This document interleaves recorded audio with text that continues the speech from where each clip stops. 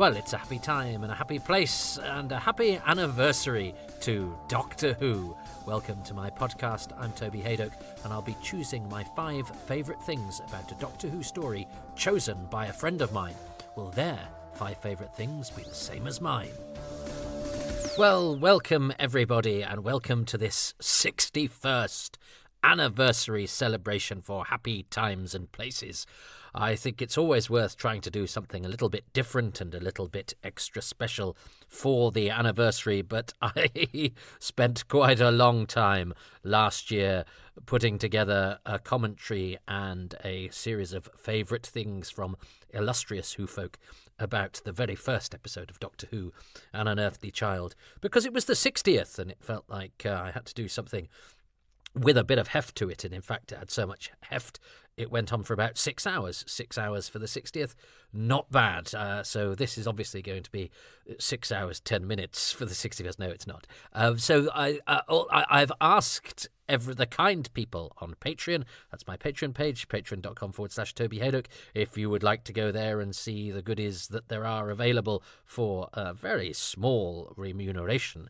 And, that would help me to produce the sort of gold you're about to listen. Well, I hope you enjoy it. I've deliberately kept it a secret, even in the title, what this is, because there's nothing like a surprise party, although we know that the party is in store because this is coming out for the 61st anniversary. However, I thought I'd keep the contents a little secret. I had various suggestions on Patreon for what I should do. Among the most popular was a commentary for An Adventure in Space and Time, because I'm in it for several seconds, and I would like to do that at some point, but I fear I have to limit the favours I ask Mark Gatiss. I ask him about a favour a year, and I'd recently asked him for one. I can email him and I can drop him a line, but I think the reason I can is because I don't bother him too much. I would like to think so anyway.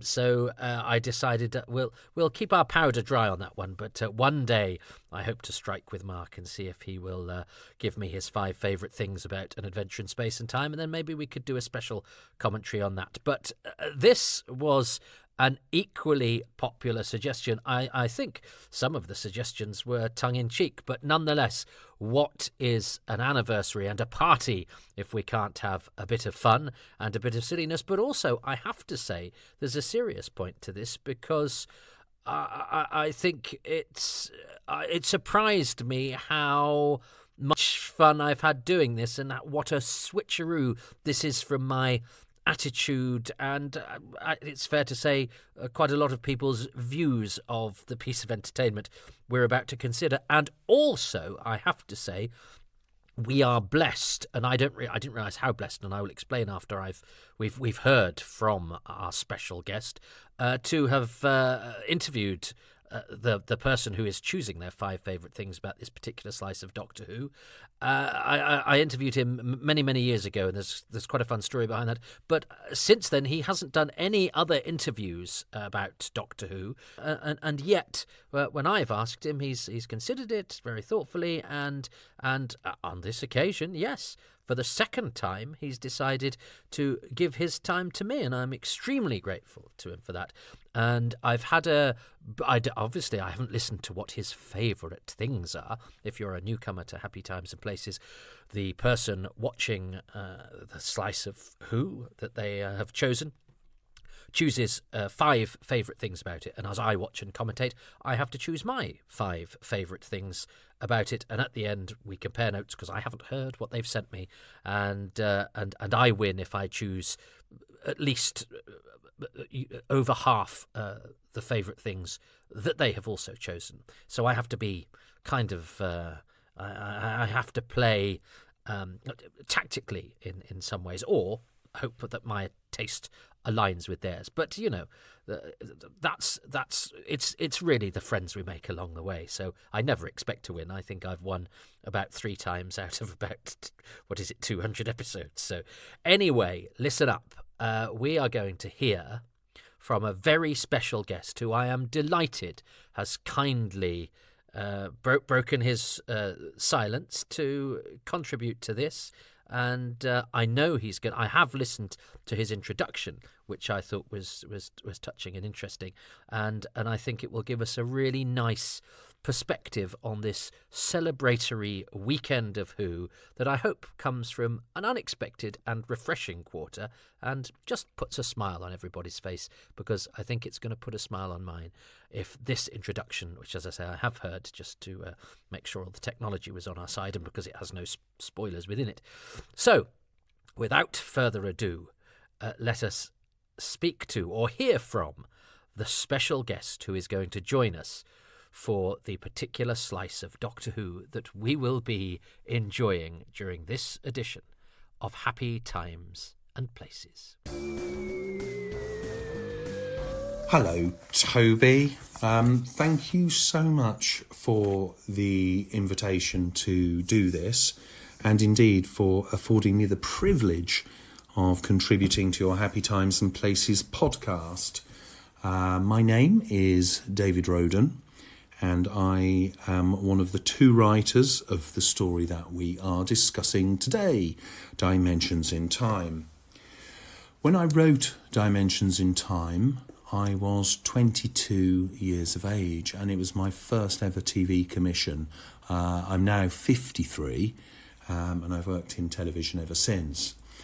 With the benefit of hindsight and all the things that I know now that I didn't know then, I just wish that somebody out there would invent a time machine so I could leap into it and travel back 31 years to May, June 1993, and I could rewrite, take a different approach to the script of Dimensions in Time. That said, I'm incredibly fond of the story. It holds a very, very special place in my heart, and finding 5 favourite things to talk about for you, Toby, has been an incredibly difficult job. I haven't watched it in a long, long time, and I watched it earlier today in preparation for this, and I'm going to watch it again in a moment. But memories came flooding back when I watched it earlier on this afternoon, so I'm really looking forward to watching it again. So I've got a pen and I've got a paper, and I'm going to start jotting down notes. So brace yourself. Now let me set the scene. I'm at home, and I'm actually sitting in the lounge of my childhood home in Staffordshire. It's a dark, wet November evening outside, and the fire is lit. Now, although the TV in the corner of the room is a modern TV, it's standing in exactly the same position as my parents' old Philips television was when I watched my first ever Doctor Who story, which was Invasion of the Dinosaurs. And it was in exactly that same position when Tom Baker regenerated into Peter Davison, and it was exactly in that same position when I sat down to watch the original transmission of Dimensions in Time in November. I think it was the 26th and 27th of November, 1993. So, I'm sitting here again 31 years later, and I'm going to watch it again, and I'm going to write down 5 positives, and your job, Toby, as if you haven't done this before, your job, Toby, is to guess what my 5 favourite things about this show are. Now, I know there are a lot of mixed opinions about Dimensions in Time. Some people absolutely loathe it, and some people absolutely love it. But I'm really proud of it. I'm proud of the fact that we raised a huge amount of money for charity. I'm proud of the fact that we got huge ratings, 13 odd million viewers for it. Plus, we also got the front cover of the Radio Times. And I think, and you'll correct me if I'm wrong, Toby, it was the first one that Doctor Who had had in years. Now, on reflection, I think it's probably arguable that the storyline is a little hard to follow, but it's not unique in the sprawling history of Doctor Who, of being a tad tricky to unpick. So, Toby, I want you to sit back and I want you to let yourself be transported back 31 years. And I want you to enjoy 12 minutes of joyful nonsense. I'm looking forward to hearing what you think my 5 favourite things are. Will you guess them? We will find out. Anyway, best of luck, Toby, mate, and I will see you on the other side. Cheers. Yes, that's right. The special guest we have for this podcast is David Roden, the co-writer of Dimensions in Time, for it is Dimensions in Time that we are watching for this celebratory 61st anniversary edition of Happy Times and Places. So it's an exclusive and a bit of fun and much requested, as I say. David contacted me quite early on in the process of my doing Who's Round, the commentary podcast I did for Big Finish during Doctor Who's 50th anniversary. Oh my good lord. And he contacted me via Facebook, and I was so busy with on 2 fronts. I was trying to find Vord. I was trying to get sort of obscure 60s people because I knew time was of the essence with some of the potentially older contributors, and if somebody made themselves available to me, I sort of put it on the back burner slightly because I was like, oh well, they've come to me, they're fine. But that meant, and this is my bad, that it took some while sometimes to do anything other than say, oh cool, thanks, be in touch. But that's also because during that podcast series, I was travelling around the country, doing stand-up, and B, trying to hide away from the divorce I was going through. So I was spinning a lot of plates and juggling a lot of fish, and as ever with me, mixing a lot of metaphors, metaphorically and in actuality. And so I did it, but I did eventually. I went, oh, I should get back in touch with that Dimensions in Time guy. But and one of the things that had put me on the back foot was because he now labours under a different name. And I'd sort of thought, wasn't he just a sort of fan guy? And it means he's probably, big in fan circles, which I've never really been, and told his story many times. And it was only when I sort of had a sniff around and went, oh no, he's not done an interview. And I was a bit more settled down, and I got in touch with him. And as it turned out, and I think I just settled really back in Manchester, and by one of those wonderful coincidences which happen all the time in the world of Doctor Who, but also seem to really aid doing Who's Round, this podcast where I was travelling around the country and trying to fit it in between other things, or trying to get in touch with somebody that happened to be known by somebody else. And on this occasion, David happened to be working on Coronation Street, which my partner was in then and is still in now, and so therefore based not far from where I had just kind of moved in, because that's also something that happened that year. So fate was on our side, and so I hooked up with David. And I think one of the other reasons I'd sort of put it off was because I was sort of wanting to get a first-hand anecdote from every televised story, and I was kind of like, does Dimensions in Time count, and blah blah blah blah. And I wasn't sure if there was much to say about it, because we've all sort of got we've heard a couple of the stories. John Nathan Turner sort of, didn't he say that Noel Edmonds didn't particularly want to do it, or John Pertwee said that, I think, and it had to be cut down, and we know we can spot the fans in it who've loaned their costumes, and we know it was done for free, and I think we kind of thought we knew all there was to know because it's such a short running time, and it ended up being 4. Was it 4 hours? It was certainly 4 bottles of Pinot Grigio, and one of the most fun interviews I've done. And when we stopped recording, we carried on talking, and I just loved David's energy, positivity. There was no, and in terms of Dimensions in Time, there was no false modesty, but nor was there any sort of braggadocio. I think David was very circumspect about it, but very honest, and also very sort of unfazed.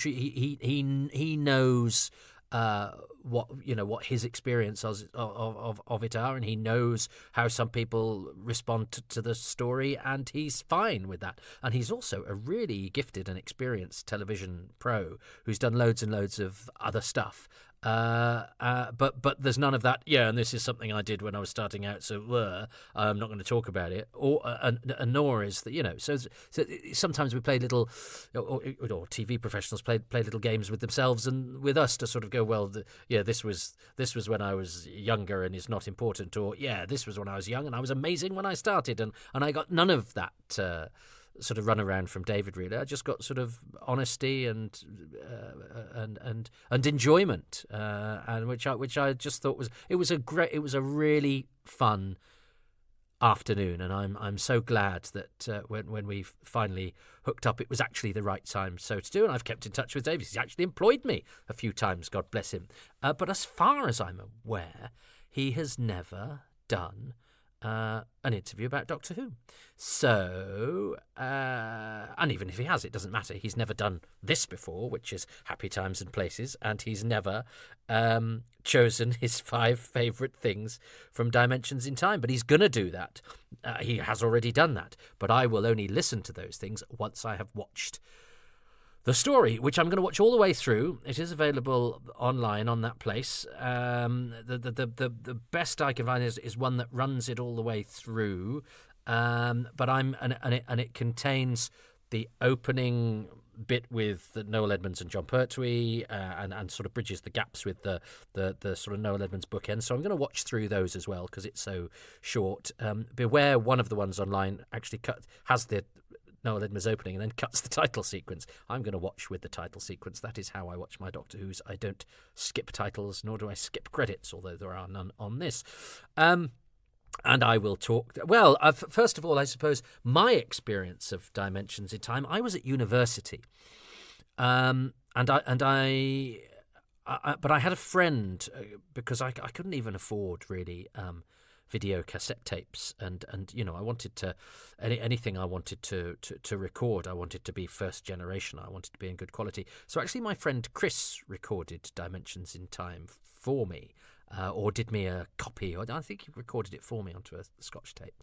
And I can't remember if I watched it actually go out live. I think I did, but I knew that I would be able to assess it properly when I had it properly in my archive on a VHS tape, because of course I was in a house share with lots of students, and unfortunately it was a time when you couldn't rely on your mates not to sit quietly and watch Doctor Who with you. They would largely take the mickey, and I'd kind of got an inkling of what to expect about Dimensions in Time, in that it wasn't a straightforward Doctor Who episode. It was Doctor Who meets EastEnders, and it was for children in need. And my housemates were people who laughed at the robots of death and the caves of Androzani, so I didn't really need them needling me about something that wasn't designed to actually be an episode of Doctor Who. Well, although it was, I mean, they play the Doctor Who part of it very straight, don't they, in this? But and whether it's canon or not is up to you. I have to say, I treat it in a universe all of its own. It's a charity special, which is takes the ingredients and the people of Doctor Who and mixes them with another popular program, and it exists for charity. But I won't be trying to slot it into the Doctor Who the Whoniverse's timeline in order to rationalise it with everything. In fact, you can't even slot it into the EastEnders timeline because of what happened when certain characters died and left, etc., etc. However, with all that in mind, because we know it's not real anyway, let us go back to November 1993, here from November 2024.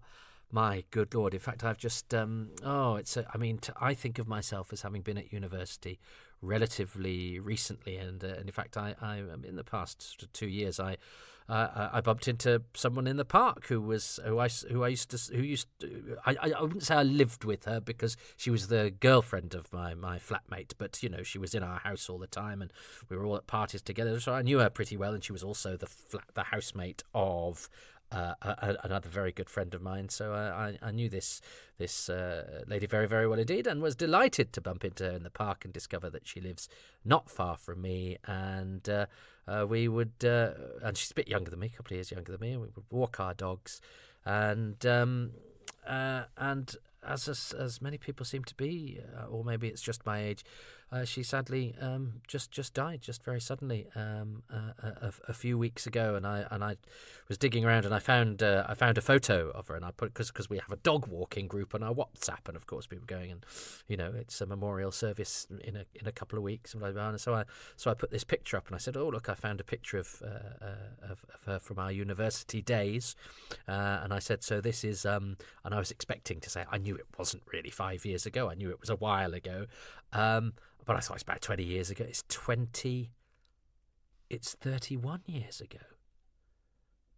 Good Lord. Well, of course it is, because the Children in Need special is Doctor Who's 30th anniversary special, and now we're on the 61st, so it's 31 years ago.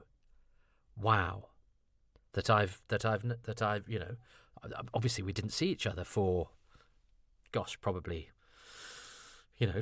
27 years, yeah. So, but goodness me, time. Doctor Who tells us this. Time is cruel, and I find that quite extraordinary that so much time has passed between my university days and now, because part of me feels like I'm just making my way in the world, and that those lads I shared that flat with, who I'm also in a WhatsApp group with, but some of them I haven't seen for 3 decades nearly. That is absolute. But I still think of them as mates. I'm still in touch with them, which is what modern technology can do to us, which, of course, I wouldn't have had at this time, which is why I had a mate recording it on VHS, because I couldn't just stream it afterwards.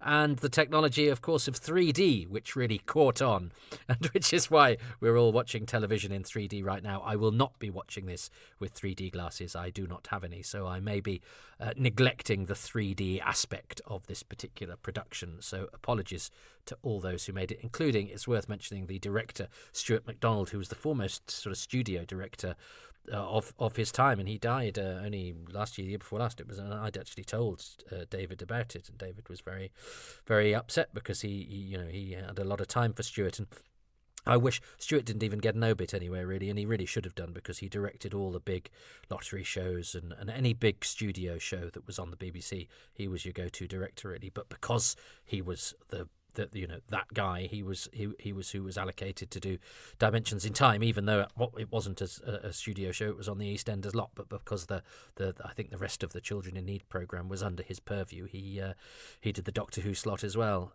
So a nod to Stuart MacDonald, who will probably only be a footnote in Doctor Who's history, but he was an important contributor to television, of a particular kind of television that wasn't really didn't really cross over into Doctor Who, apart from on this occasion. So there we go. Let us watch Dimensions in Time, the Children in Need 1993 Doctor Who special, in 3, 2, 1.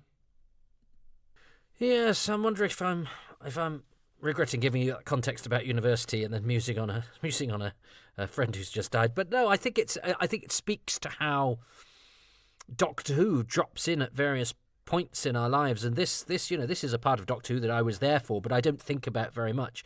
But when I do think about it, it takes me back to a part of my life which was a huge and important, very present part of my life. The university years are profound and exciting.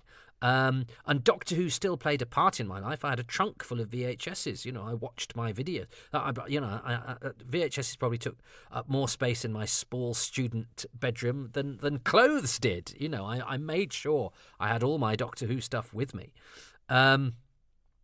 But it was hard to fit it in around university life, because it didn't even really, apart from the odd person, it wasn't cool nostalgia at that point. I'd kind of hoped it would be, but even my sort of most alternatively hip sort of mates were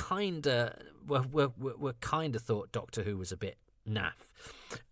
It's a particular look at Noel Edmonds' shirt, and Noel Edmonds was massive, and this program, this sort of weird variety show with naff jokes and celebrity cameos and Mr. Blobby, and yet it was a staple of Saturday night entertainment. And I'm not going to knock it. I don't think it wasn't bad. It was good sort of family, daft entertainment. I'm coloured in my view of it because I have heard that Noel Edmonds, tried to have two of this cut down so it didn't impinge on his show too much, and and he was a bit snarky about Doctor Who on other shows. So there's a lot of resentment to me about this because of the way that Doctor Who was viewed at the time. So, of course, I was automatically like, well, stuffed heads of William Hartnell and Patrick Troughton. But the other way of looking at that is, well, they're trying to include them. David Bradley was clearly unavailable, hadn't been thought of yet. So, it's a way of including the first two Doctors. I don't think it really works. But, this is a work of absolute compromises. Now, I actually quite like the speeded up title sequence because the original one's way too long, and I quite like the sort of funky theme tune as a sort of nostalgia kick. I don't think I did at the time. This is a really weird opening, isn't it? But how amazing that Tom Baker, who would not do the Five Doctors, which is a magnificent piece of work, for an anniversary when the show was on the telly, for whatever reason, as a favour or because it's children in need, decides to turn up. And in true Tom Baker style, he doesn't want to do it with anybody else. He's clearly reading from a script. He's got to tell us, even if only subliminally, that he's the most important Doctor Who, and he doesn't really give a monkeys. And yet, if he really didn't give a monkeys, why would he show up? So it's this wonderful. It's Tom Baker. It's a microcosm. It's Tom Baker all in one go here. This sort of it's special to have him, but it's also you're slightly torn because he's kind of phoning it in. But also Andrew Beach is stuck behind a roundel of the TARDIS. So yeah, Tom Baker's but at the time, Tom Baker, and it was on the front cover of the Radio Times, but Tom Baker is back as Doctor Who. He did what the Five Doctors couldn't. And what a delight to have Samuel West, who, then was a bit of a rising star. I was very impressed that Sam West was in Doctor Who because he was known as a funky young thing to watch, and he's got an earring, which is quite, that's quite cool for Doctor Who in those days. Not many people have earrings in Doctor Who. Not many men have earrings in Doctor Who. Rodney Bewes does, doesn't he, in Resurrection of the Daleks, but that's trying to be quite funky. But yeah, and I know he's called Sir Ian, isn't he, because they were hoping to have Sir Ian McKellen. But Sir Ian McKellen has now been in Doctor Who, and Sam West, he's done Big Finish, of course, but he's not been in TV Doctor Who. And he's a fan of the show, I think.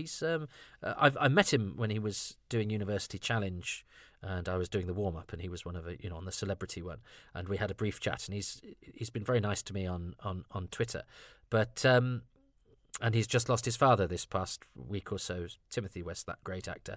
So anyway, it's quite right that they would start. They've got the Cutty Sark, which is quite fun. It's nice to film around. It's quite right that they start with Sylvester and Sophie because they are the incumbent Doctor and companion, and then. This looks fairly straightforward right now, doesn't it? You go, okay, well, we've still got Ace, so we've gone back a Doctor. And here's Sanjay and Geeta, and this becomes canon soon because Geeta, the actress Shobu Kapoor, who's as well as being at the Holby City Christmas special that I was in many years ago, also finds her way into Journey's End, where she gets obliterated by the Daleks. So, and her character is not given a name in that. So I think she's just woman, isn't she? Or woman hostage or something. So she could be Geeta from EastEnders. So in a way that has canonised, not her appearance has canonised EastEnders and therefore and Dimensions in Time into the Doctor Who universe because of her doomed appearance in Dimensions in Time. So you see, you can make it all work. I think this is rather kitsch grandeur to John Pertwee having a chat with Pauline Fowler, the two most bouffant icons of popular television programmes of their kind. It's Madam, what year is this? I think there's something rather gorgeous about that. And I do like the wheeze. It is a good wheeze, isn't it? To go, well, how can we have fun with the idea of time travel Doctor Who time travel, well, we're used to, but if we're doing it with EastEnders, we can have fun by having Ian Beale as a child. Ian Beale, the awful Ian Beale from Doctor Who. It's nice to see him from EastEnders. Nice to see him as a kid, because we didn't do that because EastEnders wasn't around in 1973. But to have fun with the younger versions of the characters and the older versions of the characters, although at one point Kathy and Pauline were both dead by the year that they were supposed to be in this, although Kathy then came back from the dead, which is usually the sort of thing that only happens in Doctor Who. But if you're going to do a children in need special, I think the idea of going, well, let's have fun with... And remember, Doctor Who had been cancelled, so having it married with EastEnders gave it a certain... and look, they've bothered to get the train going, which I think EastEnders itself had not done at that point. So they've put the train... I love the way that Elizabeth Sladen puts her two hands behind her back when she says hi, because that's a very Sarah Jane bounding up to Doctor Who and being all sort of casually game for action. So that's and it shows that she absolutely hasn't lost it. And it's nice to see these two together, and nice to see her in an Andy Pandy costume. But and the camera's moving around a bit, isn't it, because it's trying to do the 3D thing, which I'm not appreciating because I'm not watching the 3D version. But Michael Leader behind them there, who's the milkman in EastEnders, is one of the pteroleptils in The Visitation. He used to drink at a club I'm still a member of, the CAA in London. Appreciator of a fine whiskey, Michael. Sadly, no longer with us, and he did get a nice moment when Barbara Windsor left EastEnders, because I think he was her favourite. He was an extra, but he would occasionally get the odd line and the odd credit. He was one of those actors, Michael Leader. But he was always a bit reluctant to chat about Doctor Who and stuff. I think because he'd done EastEnders for so long, and I think that was what he identified himself as being. He was the guy from EastEnders, and he was a sort of regular extra. It's tricky though, isn't it? That the time bending of this, and look, the 3D's going wild, but because it makes sense to me that the Doctor is changing as he goes backwards, but the fact you get one companion, two companions, it doesn't really matter. It's a celebratory shindig, and I think this is one of the difficulties of Doctor Who in the 80s. And it's like when I stood on one of the recent Doctor Who sets recently, and a set does not look very good until it is filmed. That's not because it's a bad set, it's because you don't need to make it out of real solid stuff. You make it out of cheaper stuff to be on television. That's the illusion. Andrew Beach again, all of these are fans, isn't it lovely? But these costumes, if you were to film them now, they would be sprayed with liquid, there would be a filmized effect, there would be lights, there would be filters. In the stark, outdoor videotape, they look like exhibits from an exhibition. They don't look like organic creatures. And I think that's one of the problems with this. But that would have been one of the problems with Doctor Who if it was being made at this time. And it had started to be a problem with Doctor Who, is that it was because it was made on videotape, it was struggling. And it does occasionally look like light ent. And this is light ent. But... I love the fact that they have a cliffhanger, and I really love the fact that one of the two choices, I think it's again a great idea. I mean, as it turns out, it's not really a big moment, but who do you want to help Doctor Who? And it gets a laugh. Mandy, who was a popular character at the time, she was huge. Nicholas Stapleton, and Big Ron, who had actually been Ron Tarr, who was one of my favourite EastEnders characters, because like Michael Leader, the milkman, in fact, he was more prominent than him. Big Ron was a character who was always a sort of supporting artist, but would occasionally get a line. I remember the first time he was credited as Drunk Ron Tarr. But you don't need me to list all of Big Ron's credits in EastEnders. He was only in Doctor Who the once. But I always loved Big Ron, and because I loved the underdog, I always liked it if he got a line and got a credit. And the fact that he was, easily recognisable. He was also in the Do It All advert, which was rather a famous thing here. But I was delighted that they chose Big Ron. I was gutted that he didn't, spoilers, that he didn't win, as we will see very shortly. And I've never actually seen the version where they used the version where Big Ron saves the day. I hope it exists in an archive somewhere. David, do you have it? I would be very keen to see the Big Ron version of Dimensions in Time. And I remember at the time with this thinking that Noel Edmonds was taking the mickey out of Doctor Who. But actually he's not. He's taking the mickey out of the fact that they've got those big 3D glasses.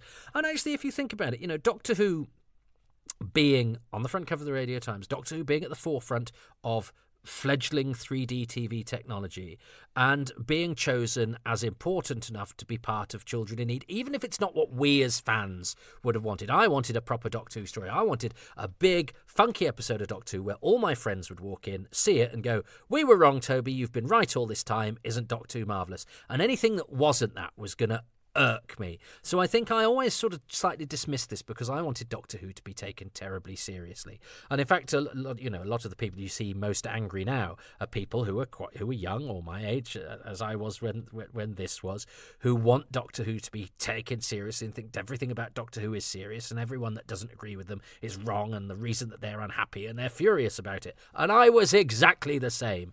Now I realise that the whole point of Doctor Who, or one of the joys of Doctor Who, is that it's fun to watch. A bit like comedy, where comedy is a very serious business right now.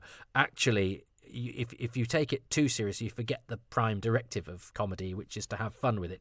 With Doctor Who, it should be entertaining and it should be jolly and it shouldn't be serious and exclusive. Now, yes, I think this takes the frippery quite far, and it didn't help to rehabilitate Doctor Who in the public consciousness. So I mean, and that for the thing that they did the phone in about. I mean, it's one line, and the girl with her, she was called Rachel Hugh, I think, and she was a character that never quite went anywhere. I can't remember anything. Anyway, she didn't even get a line, but that was that was it. And good, I loved the way that is an old stager. Kate O'Mara she gets shot at, and she sort of throws the gun away, heaves the gun away, gives an expression as if to say, "I'm still acting this bit," and then goes and hides in the pub. That is a proper old pro of the old school, doing the sort of acting that actors used to have to do, and that you would do now in a sort of Garth Marenghi type spoof of Doctor Who. But look, one reason to have this as canon is so that the Brigadier and the Sixth Doctor meet, and that is canon. Yes, please. I was so thrilled that they made sure that the Brigadier met Colin Baker, because obviously that had been something that probably would have happened if Colin Baker had his wish and carried on longer than he did, and I'm so glad that they made that happen. And I have to say, I think this is a match made in heaven. Again, there was a feeling that because EastEnders was so popular, it was hugely popular at this time, and the Mitchell brothers were massively popular. It's mad to think that Steve McFadden is still in it, but I think that the confluence of the Mitchell brothers and Romana, the down to earth, sort of cheeky, cockney, lovable rogues of the Mitchell brothers, and the, deliciously hoity-toity time lady Romana, played by Lady Sarah Ward, is fantastic. Mike Reid, another Doctor Who extra. He was an extra in The War Machines. We can see him in The War Machines, and I quite like that. That bridges the gap really between what's serious and what's silly. Mike Reid doing a little turn. I don't think Deborah Watling is trying to be funny there, but I do think Who Was That Terrible Woman is quite funny. But I mean, I cannot fathom how anybody would sort of follow this, but I believe it was hugely truncated, and obviously it's massively compromised. I thought the scene where Mandy surprised the Rani and she sort of rather lamely points a gun at her and then she runs off, and the bit with Caroline John that's where I think the direction really struggles there a bit. But if you think about it, they're doing this 3D, which is why you've got this giddy camera work. You're doing it on the existing set. You've got all EastEnders actors coming in when they're available for free, and some of them might be doing it in their lunch hour. So to me, it's also very much in the spirit of Doctor Who, is that people are doing it out of the goodness of their hearts on this occasion for charity, and not just Doctor Who people. Sylvester McCoy doesn't know his lines. I think there's an issue there, and there's a bit of there's a bit of there's a bit of ADR here as well, isn't there? But it's nice that they bookend it with, and K9 turns up as well. But it's nice that they bookend it with the current Doctor and companion. It suggested to me that the show was still alive. Do you know what I mean? That we've still got the Doctor and Ace. I don't know why Colin Baker gets missed out of this montage. But again, this was this was sewn together by a lot of goodwill. So I think it's hard to be. I was deeply angry at the time, as I say, because I wanted the dark dimension or whatever. And these these effects are not great. There's certainly no improvement on what had been on the show when it was last on, and in fact we're probably a backward step, but it's because there was, this was done on a wing and a prayer and no money, and there's something to be said about. And so there it is. There's something to be said about that. That isn't that in people sort of say what the message of Doctor Who is and what the spirit of it is. Well, I would say the spirit of Doctor Who is hasty improvisation. It's a sense of humour. It's getting together to do the right thing, and I think children in need is a very good cause. And I know there's a lot of cynicism now about charity thons and charity events, and I can sort of understand our need to examine stuff closely. But I also miss the time where we just we didn't see the need to go yes, but what about this or the the CEOs of charities get paid this money. Well, of course the CEOs of charities get paid money. I think it's bizarre to think that people who work for a charity wouldn't get paid for it now. The point is that their work should generate more work, much more for the charity than their wage does. And I think there's an argument that CEOs are perhaps paid a little bit too much. But this idea that it's a gotcha that a CEO of a charity gets paid is ridiculous. You're giving money to the charity to go to the good causes, but the charity has to be operational. And whilst I'm sure everyone involved in Dimensions in Time gave their time for 3, somebody has to organise that. You can't there are only so many people who are available, and if somebody's working full time for a charity, they have to be paid for that. So I think some of our our cynicism about charitable events now, which I didn't seem to think there was, back in the day. It's always worth keeping an eye on such things. But I just think now that the cynicism is our default, and there's always a reason to go, well. And whenever somebody does something nice, there's always, yeah, but they said this in 2010, or, oh, yeah, but they did this, or, oh, he shared a platform with that. And it's like, God, everybody is so keen to throw brickbats around, and which is what this podcast is all about, really, is to try and just go, should we just concentrate on the nice things? It's not to deny that there are bad things out there, but we so often hear about them. I think we sometimes lose sight of the small beautiful things that life is all about, and the fact that there is more that unites us than divides us, and all. I think sometimes if we're so keen to call out the bad that we forget that if we actually power the good, that's more likely to create the world that we want than if we keep drilling down on the bad or looking for the bad. And I certainly think in this day and age, everybody's so keen to call out to call out shortcomings. But anyway, I'm not going to call out shortcomings because I am going to choose my 5 favourite things about Dimensions in Time, which I've watched a couple of times in preparation for this. And it's not something I sort of ought to go back to very often. And I thought I was so pleasantly surprised because, as I say, there was a time in my life when I was really angry about it, and I didn't want to think about it. Not because of anything it had particularly done on the night. I think I was angry about it beforehand because it was like Doctor Who's coming back, and it's a silly EastEnders crossover, and I was in no mood to sort of enjoy the lightness that Doctor Who brings with it, and the fact that Doctor Who, when it's at its most successful, exists as a popular culture icon in a family environment. And that's exactly what this is. As I say, I am aware this did nothing to help the so desperately needed for me relaunch of Doctor Who into the public psyche as a serious program that everybody should like. But I think it was so tainted. It needed the time that it had, and even though the movie got loads of viewers in the UK,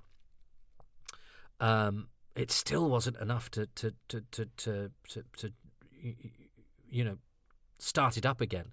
And maybe it had to languish in the backwaters and have the occasional little flicker. And actually, I think it's quite fun that instead of this being a false dawn, it is it is its own thing. It is this own strange, moment when Doctor Who and another really popular long-running programme did a charity mashup. It hasn't spoilt Doctor Who.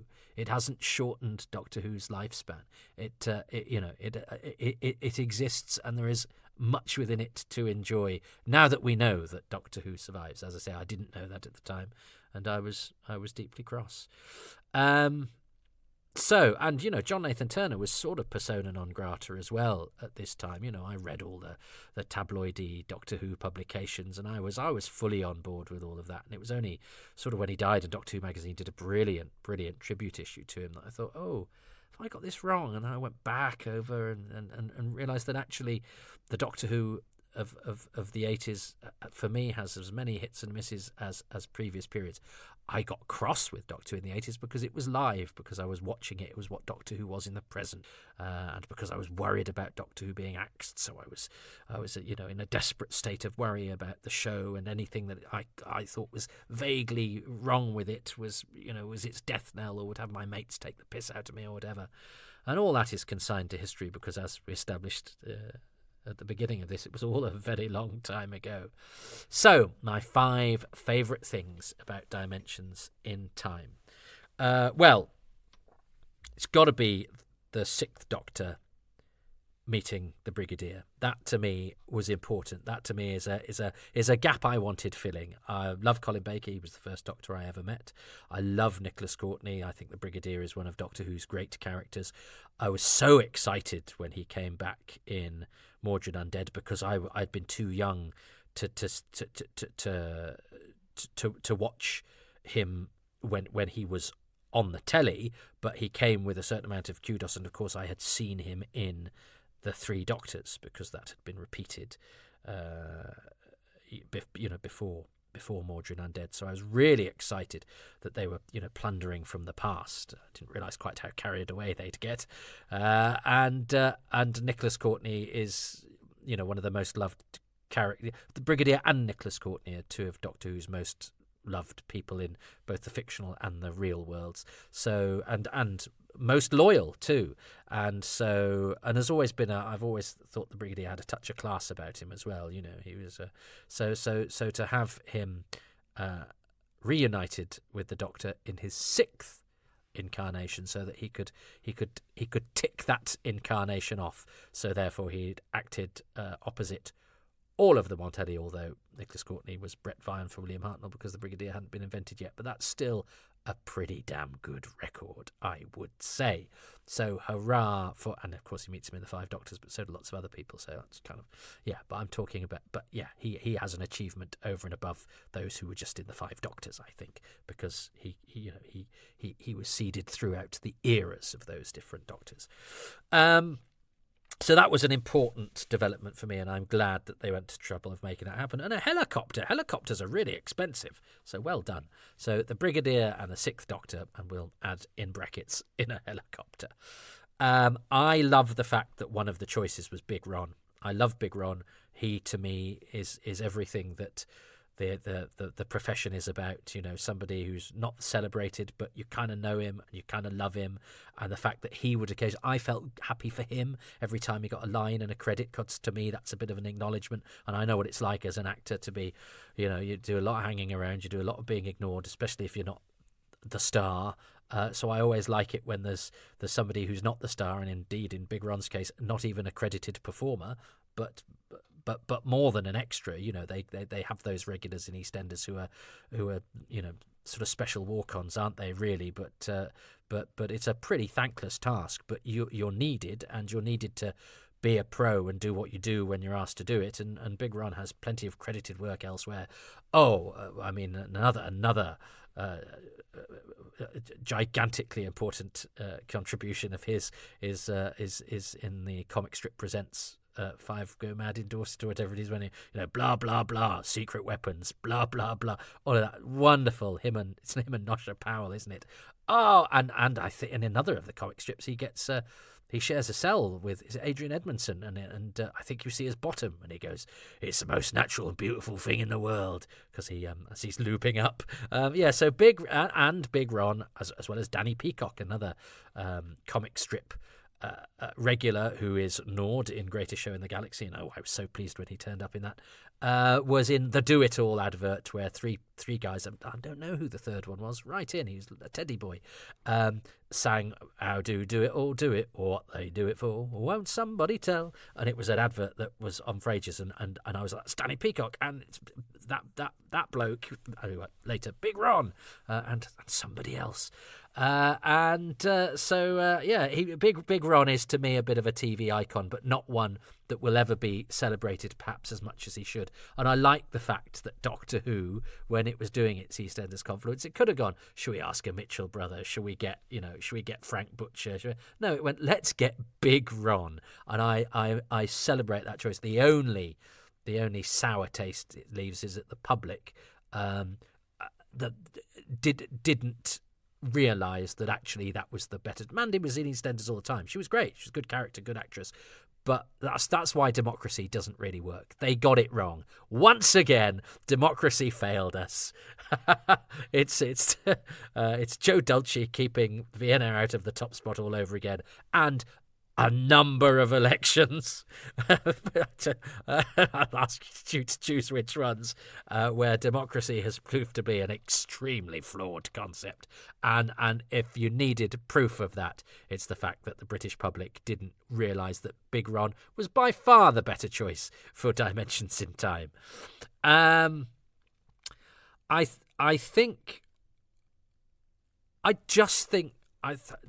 Will David choose something as? It's weird because it's the thing that sort of annoyed me at the time. But I think the idea of mashing Doctor Who up with EastEnders and seeing EastEnders in different time periods, so it's not just. It's taking one of the virtues of Doctor Who's format, which is time travel, and putting it in a show which can't do time travel. And in those days, soaps didn't do montages and flashbacks or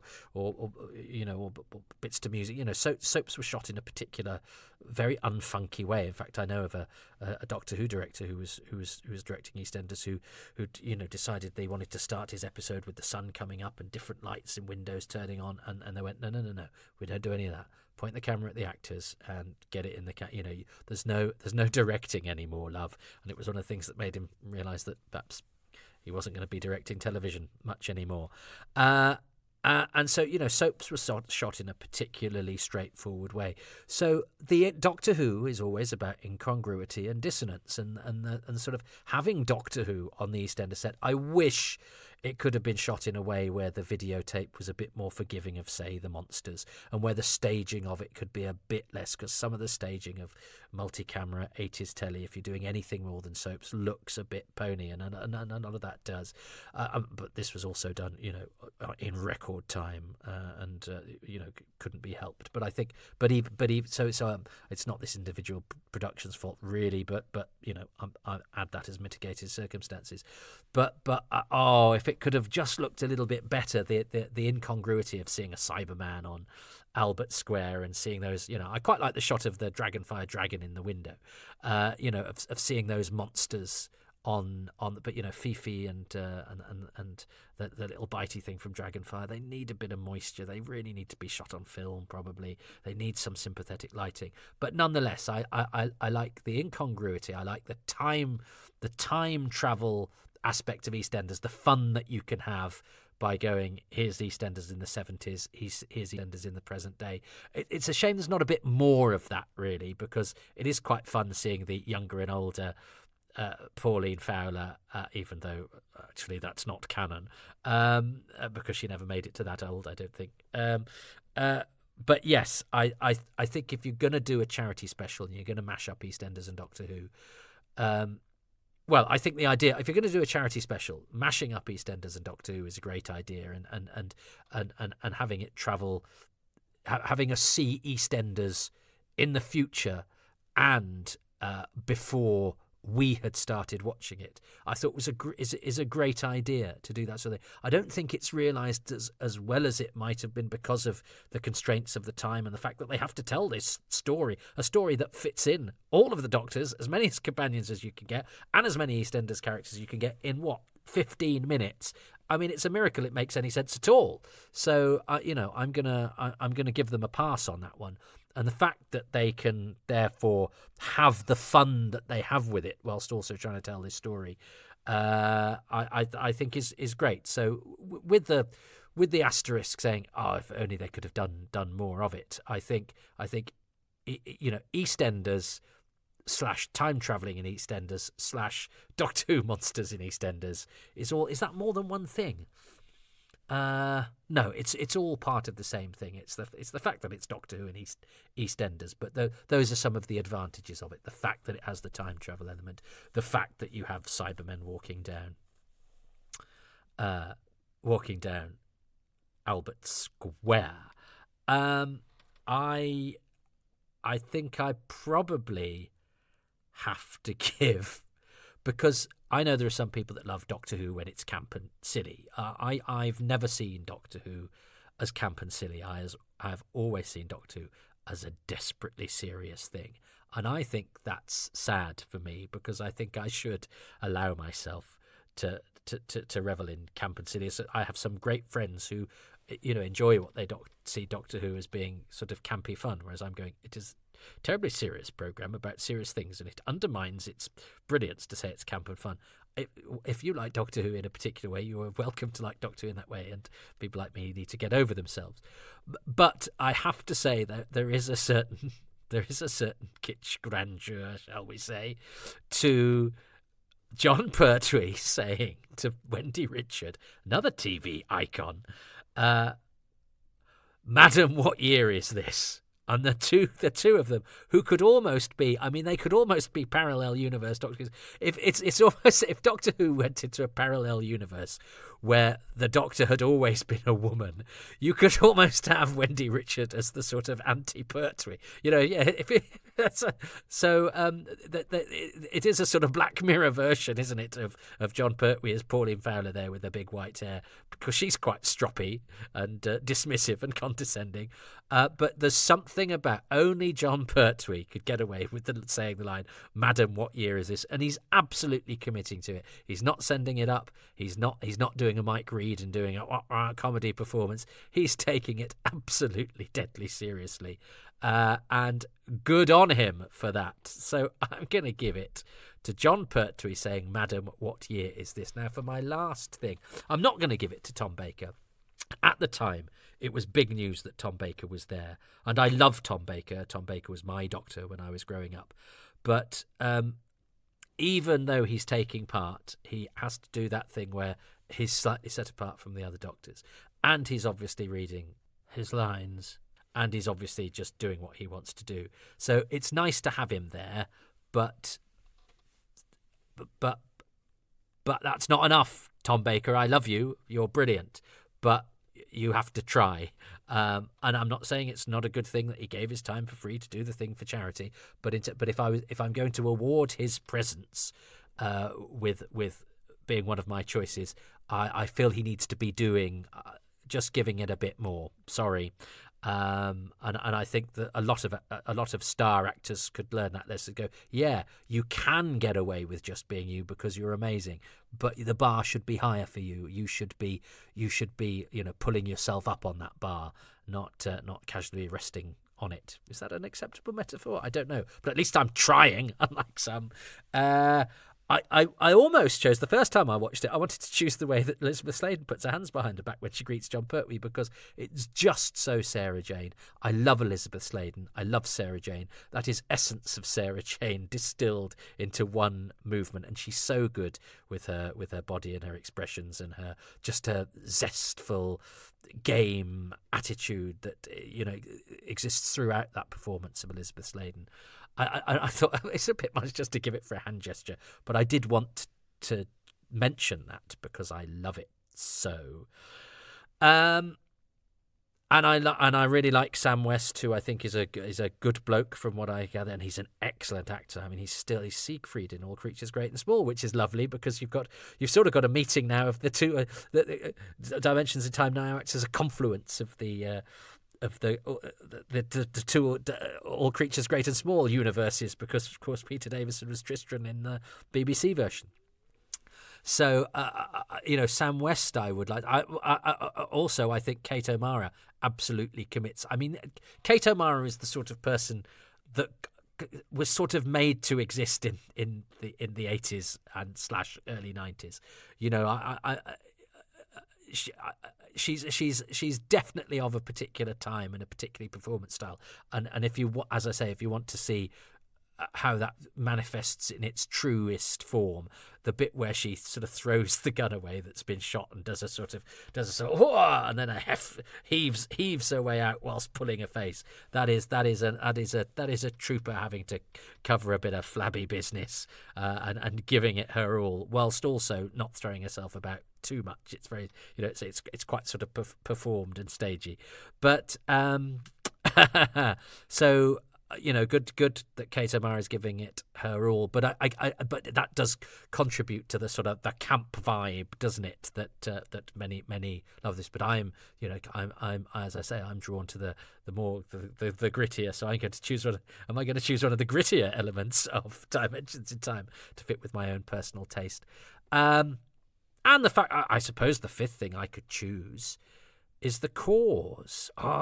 Because I do think that's important, and I think the fact that Doctor Who was chosen to, spearhead something that is something, and I think actually it's worth pointing out we've just had Children in Need again, and it felt less of a thing that everybody had their eyes on, partially because of the cynicism, and I get that, but partially because we don't watch television in the same way anymore. There are no events where everybody gathers round, and I think we're the poorer for it. I think we need cultural sort of lodestones, gathering points, where we all have a common identity because we've all got an opinion, whether it's for or against something.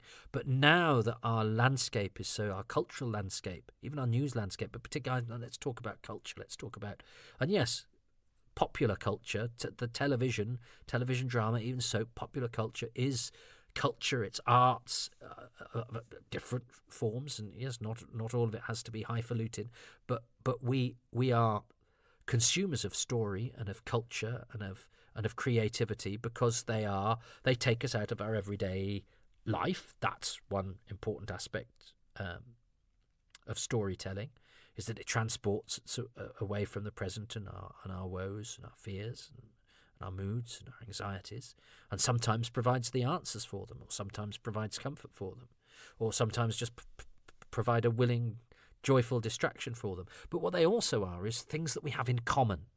And I think less and less these days do we have anything in common, because we can curate our own viewing experiences. And I do think we're the poorer for that, because, again, there is more that unites us than divides us, but it's harder to unite us if we don't have common cultural references. If the young people are all watching this and older people are all watching that, if there's not something that everybody's watching, we're somehow fractured from each other, and I think that's a shame. And I don't think that's helping with the increasingly sort of divided and schismed sort of points of view and attitudes and conduct that we have, the cultural conversations that we have, and that's a shame.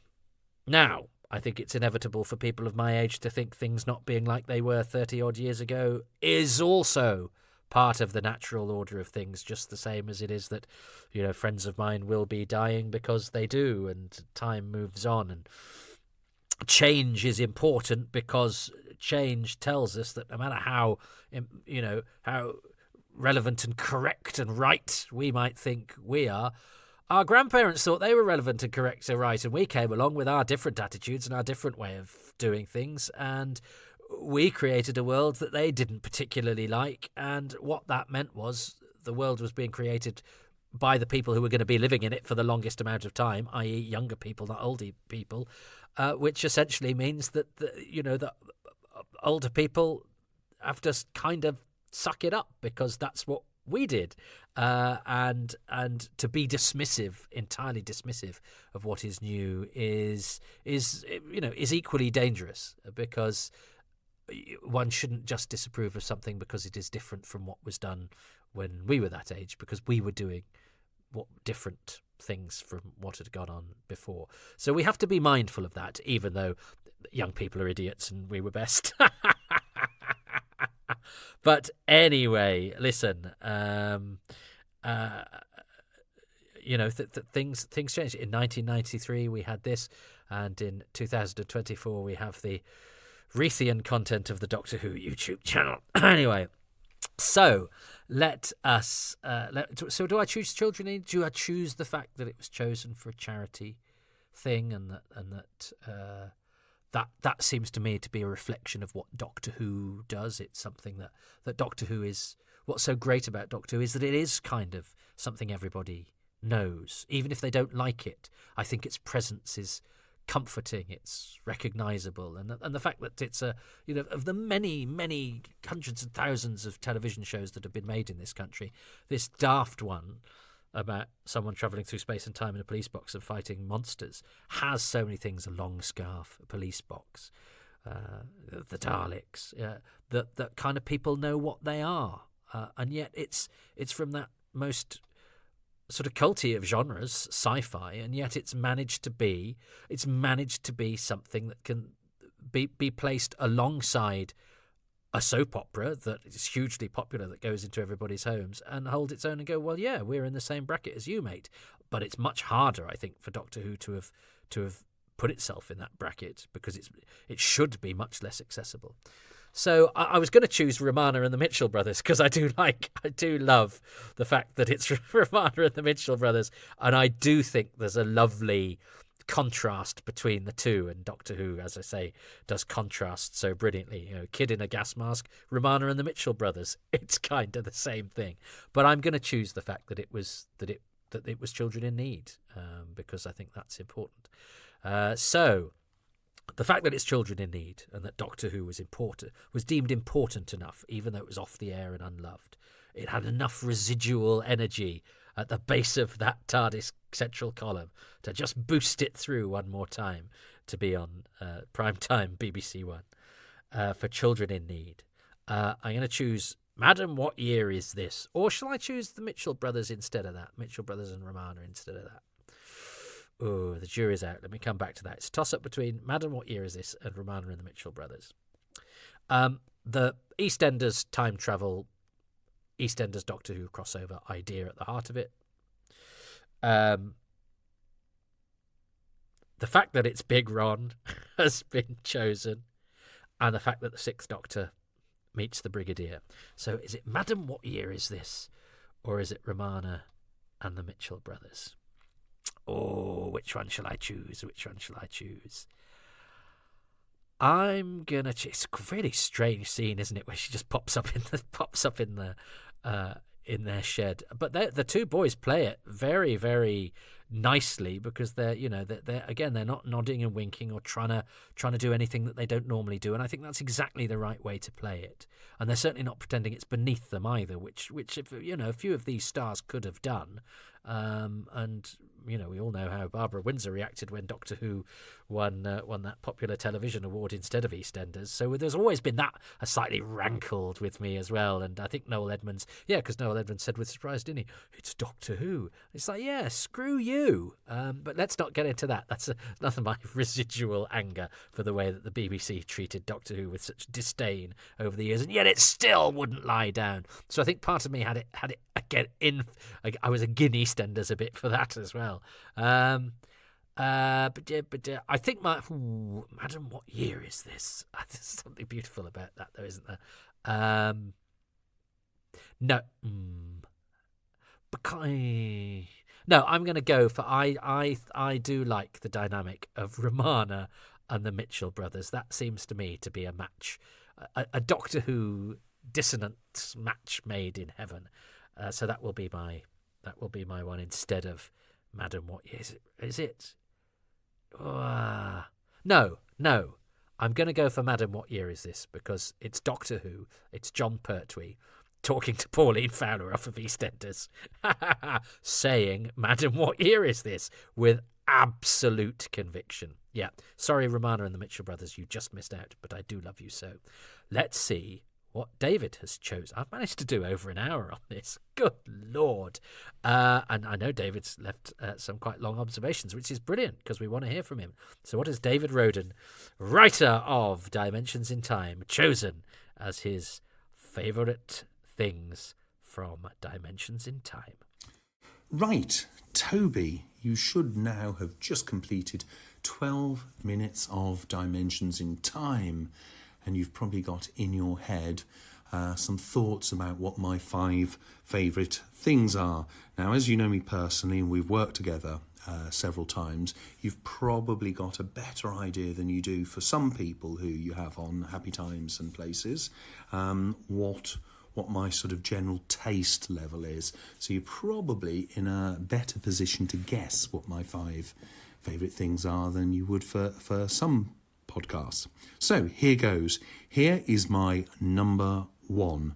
So my number 1 was actually really tricky because there were so many fond memories I've got of this story, of being there, of making this story. So that is what it has to be, Toby. It's the memories and the stories from actually being there on the set. So here are a few examples of the things that I remember. Nick Courtney, who played the Brigadier, I mean, just a wonderful, gentle, sweet human being. And he was absolutely terrified of flying. And his introduction in Dimensions in Time was arriving inside a helicopter that landed in Greenwich. So in order to film the scene, they took the side door off the helicopter, strapped Nick Courtney into the seat nearest the door, took off, flew over the River Thames several times, and then with a cameraman over his shoulder, they flew in to land right next to John Pertwee and Bessie. But the whole time, the German cameraman, whose name was Tommy, was saying to Nick, lean forward. Poor Nick, when he got out of that helicopter, was as white as a sheet. He was absolutely terrified. Other things like John Pertwee hadn't seen Wendy Richard for quite a long time, and he decided to pop into the dressing room to see her before they went on set to film their scenes together. And it obviously, typical John, hadn't read the script or at least hadn't read the entire script. He just read and learned his lines. Hadn't realised that Wendy was playing an aged-up version of her character. And so when John walked into her dressing room, she was wearing her older makeup. And he proceeded to ask her, the moment he saw her, are you all right, Wendy? You're looking a bit old today. Thinking it was the real Wendy. Lalla Ward with Grant and Phil. She was completely bemused by the whole thing. Debbie Watling. Oh, God, I miss Debbie Watling so much. What a lovely woman. She arrived on set with her arm in a sling, in a cast. She'd been skateboarding a few days previously and skateboarding, would you believe it? And she'd fallen off the skateboard and broken her arm. Sylvester and Louise Jameson, they just clicked like I've never seen a doctor and a companion click so quickly on set. As far as I'm aware, it was the first time they'd ever met, and they were just fantastic together, great chemistry. And again, John Pertwee, Liz Sladen, walking through the market in Albert Square. We did 13 takes of the scene where John and Liz walked down Bridge Street, all on Steadicam. And then somebody realised that in every single one of those takes, John had referred to Sarah Jane Smith's character as Liz. And so we had to reshoot the whole thing. So I mean, just so many memories like that, and there are more. There are just so many more memories. So that's my number one favourite thing about this story. So that's a very long answer. It's 4.5 minutes of answer. I hope you've got time for this one, Toby. I got all the time in the world for you, David, and I could listen to those stories. And in fact, I did during that interview, and I don't know if I cut that one down. I must have done, because I think we probably got very... I cut a lot of the Who's Rounds down, largely to spare my blushes for stuttery questions or mixed metaphors, which have always seemed to follow me. They've plagued me like a herd of fridges. There we go. But I'm tempted to... I've been re-releasing some of the Who's Rounds on my Patreon page. With some of the cuts reinserted, because there was a period when I tried to keep them down to half an hour and lost some really good stuff, but also to tell some of the stories around those or to revisit them or whatever. And I'm tempted to go back to David's, but one of the reasons for doing that was it's something that I could release really quickly, and you know, because I try and get 3 things out per week. But of course, I can't release it quickly because I have to listen to it and I have to edit it down. So it was something I thought would be a time saver, and of course isn't. However, I'm tempted to dust down David's one to see if I did cut it down, because we did talk a lot. And to see if this, but I can't just whack it out without listening to it again. I also don't like listening to myself, unfortunately, but that's one of the hurdles I have to get over. But I will have to listen to it just in case we do say anything indiscreet. But I'm tempted to revisit it and pop it out, because David's stories are so good, and what I hadn't realised, I think, when I spoke to David, when I interviewed him, of course, was that. Yes, he'd written this thing, but he's also he's a proper TV pro. But this was his first job, and he was surrounded. John Nathan Turner had given him an opportunity to write for his childhood heroes and to hang around with them, and he was there on a TV set, and obviously, like any diligent fan, recording in that memory, putting it in the old mental storehouse, all of these stories of what is now a part of the rich landscape of Doctor Who's history, and we lap this stuff up. These are important memories. Any more stories we've got? What have we got there? We've got Debbie Watling ice skating, Nicholas Courtney being afraid of flying, John Pertwee putting his foot in it with Wendy Richard, and I love the fact that 2 of those stories were surrounded by concerned moments that I'd chosen as my top things. I think that is that's beautiful, and I love it for David that he was there. I've been very fortunate to meet many of my Doctor Who heroes, but more in a sort of interview situation or green room situation, which is lovely. But I think it's something different to work, to be in the thick of it, to be with the costumes and the grease paint and the monsters and the cast of EastEnders.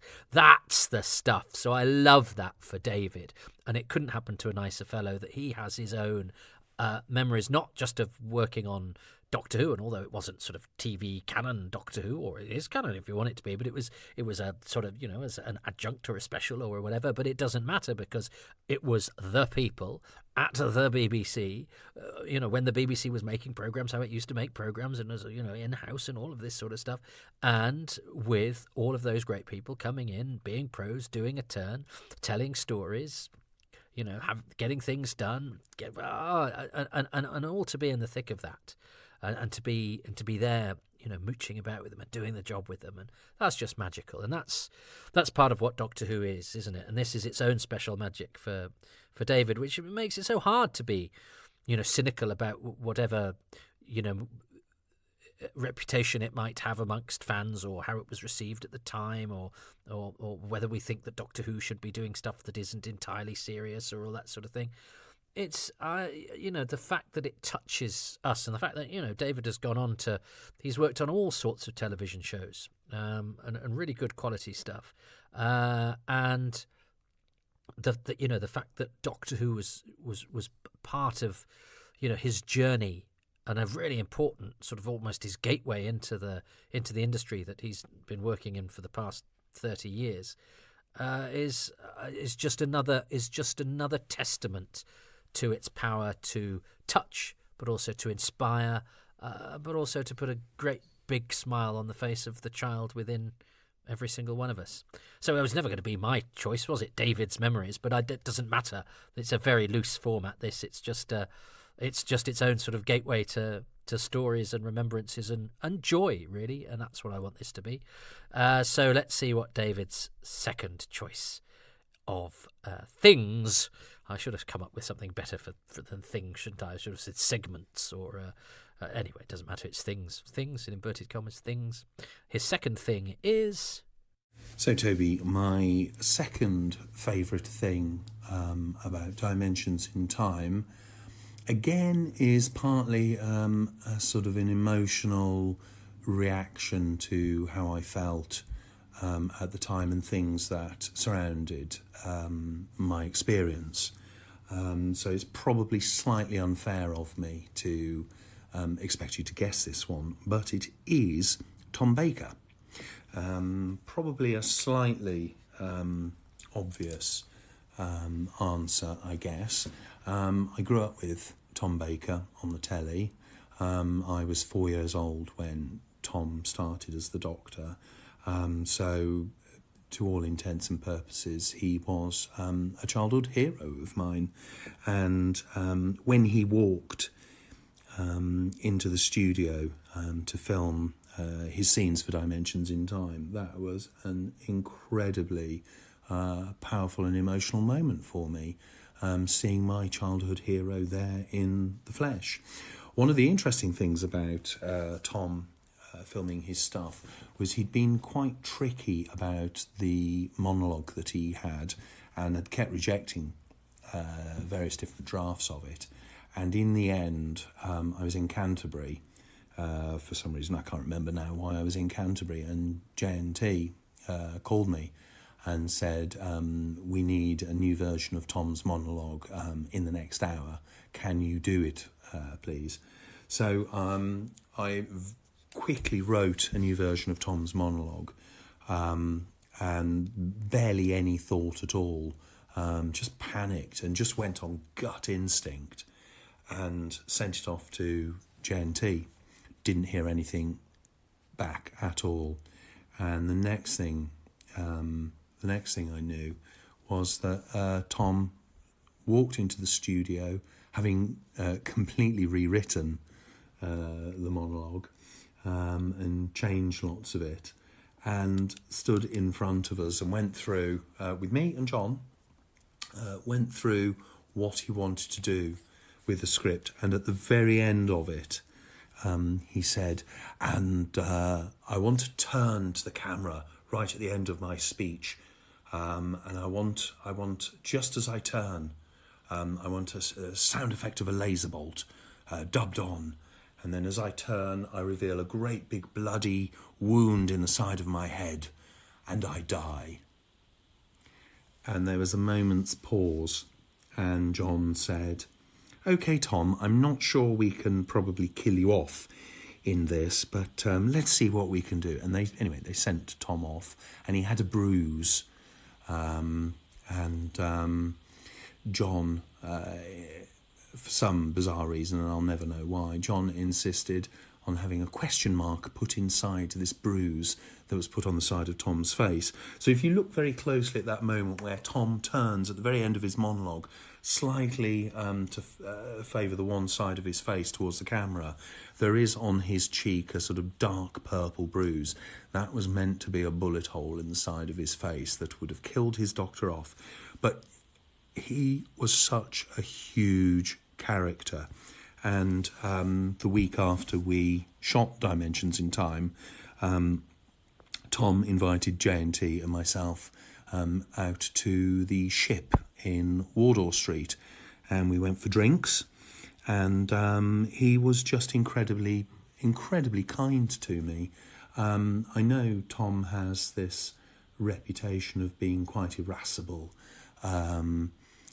but actually pretty tough on writers. But I think he realised that I was young, I was nervous, and he was incredibly kind and supportive and very helpful. And we talked about another script that John and I had been trying to get him to do, which was a radio version of Doctor Who called Nuclear Kiss, and it was about the Fourth Doctor. And Tom had read it, and he gave me some incredibly good notes that weren't unkind, they weren't cruel, they were really, really constructive. So I've got a lot of time for that man, and although I know he can be a bit spiky sometimes with people, I can only speak from my own personal experience. He was a gentleman, and he was very funny, and he was great company, and he really, really made the experience for me something very, very special. Well, there you go. There's a lesson, isn't there? Because I'd actively rejected Tom Baker as one of my favourite things, even though he is my doctor. And I've benefited from Tom Baker's presence on many occasions. And I've certainly not seen the very vicious side of him that we might know of him from anecdotes and indeed from studio footage, but I think he's certainly crushed my soul a little bit on a couple of occasions, not by being especially unpleasant, but just a couple of moments where I was put on the back foot, shall we say, that were just a reminder to me that much as I was very lucky to be in the presence of my childhood hero, who's been very, very kind to me and helped me out on a number of occasions and on a couple of occasions has really soothed my heart the way he was with my deaf stepson at a convention once, and he was obviously so charmed and beguiled and so kind with this boy, and it was so beautiful to see. And he was Doctor Who again. It was Tom Baker as Doctor Who, just so soulful and wonderful. And he's done me some personal kindnesses too. But I also know he's tricky, and it's my frustration with his Doctor sometimes is that I think he's brilliant, but I think sometimes he chooses not to be. He's got a cussedness about him, and I can see him doing it sometimes just to cross people that he might not respect or he's decided that he's tired of or whatever. And maybe that's the price we pay for, mercurial genius and the brilliance of his performance, because he's a singular personality, but he's also a damn good actor, and you combine those two things and you get, I think, the perfect Doctor Who, and I think he is the perfect Doctor Who. But then again, I suppose it's then all the more frustrating when he squanders that talent or decides not to play ball. But maybe, as I say, maybe that's the price we pay. I always reject that idea. I think if you're brilliant, it's not inevitable that you have to then compromise that by behaving badly, and we all have to put up with it. I think, I think Mozart's made various splendid people think they've got an excuse to do things that they really don't need. It's no need. Just don't wreck the illusion. Just be brilliant. But I was a bit hard on Tom Baker's contribution to Dimensions in Time, and I think that's a salutary reminder of what this process is all about. David's insight provides a window into that, doesn't shirk on the fact that he can be demanding, and I hadn't noticed that, Bruce. I've just paused and had a look, and you can sort of see it. I'm not watching in the best quality, but and I hadn't noticed that before. I don't think I even remember that story. Did he tell me that at the interview? It was 11 years and 4 bottles of Pinot Grigio. So, either one might have been lost in the mists of time, or the fog of alcohol, or the misty fog of alcohol time. But anyway, I like that story with the question mark in the bruise. I mean, this is all part of Doctor Who's rich tapestry. But the personal side of that Tom Baker had been Tom Baker, but that it came out despite the fact that he was demanding, and David had to work hard, and they had to negotiate these certain things and all that. David's experience was positive and inspiring, and he basked in the magic of, on this instance, a particular incarnation of Doctor Who. And he shed a more positive light on an aspect of the production that I maybe, been too quick to be dismissive of. And I think that's the lesson in what celebration is all about, really, isn't it? It's not to go, yeah, I mean, it's brilliant to have Tom Baker, but I didn't care for this aspect or that aspect. Boil it down to his essence and just go, Tom Baker's back in Doctor Who, and he's being Tom Baker, and yay. Marvellous, Toby. We move swiftly on to my favourite thing, number 3. This one again was incredibly tricky for me. I sat and watched Dimensions in Time just now, and so many things leapt into my mind, and I just struggled to pinpoint that one thing. So this time I'm going to use another umbrella title, which is actors. And I can't single out, obviously I've just singled out Tom in the previous favourite thing, but that was more than just about working with Tom Baker. That was an emotional reaction. This is a slightly different emotional reaction. It was an incredible privilege for me to meet so many of these people who were either legends from EastEnders or legends from Doctor Who, and so many who, 31 years later, are no longer with us.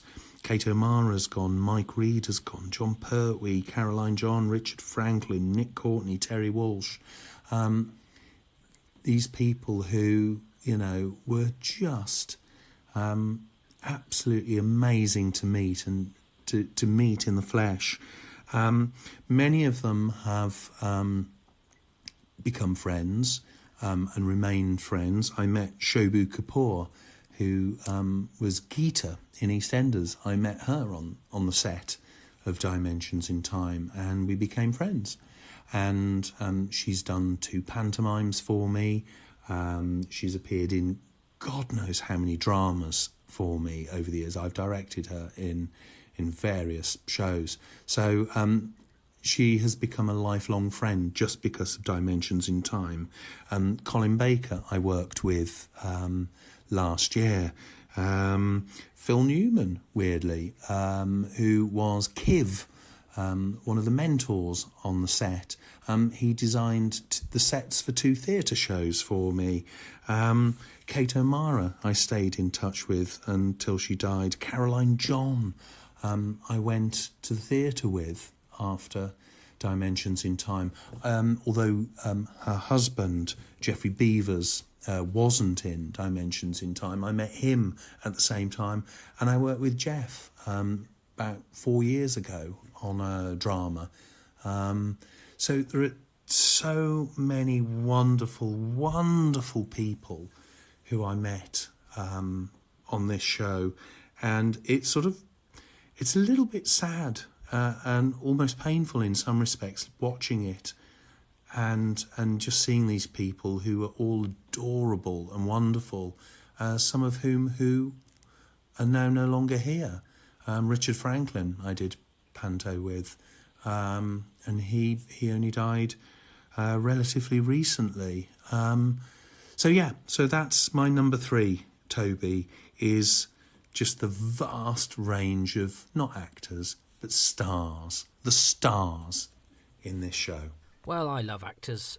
I think it's because I saw that life as an escape for me from all sorts of things that I'm sure I've been boring about before, so let's not delve any further. But I find the idea of being able to escape into a world of make-believe as a living, and to create things, but not only create things, but do those things that put a smile on people's face, or invigorate people, or entertain people, or make people think, to create something from nothing.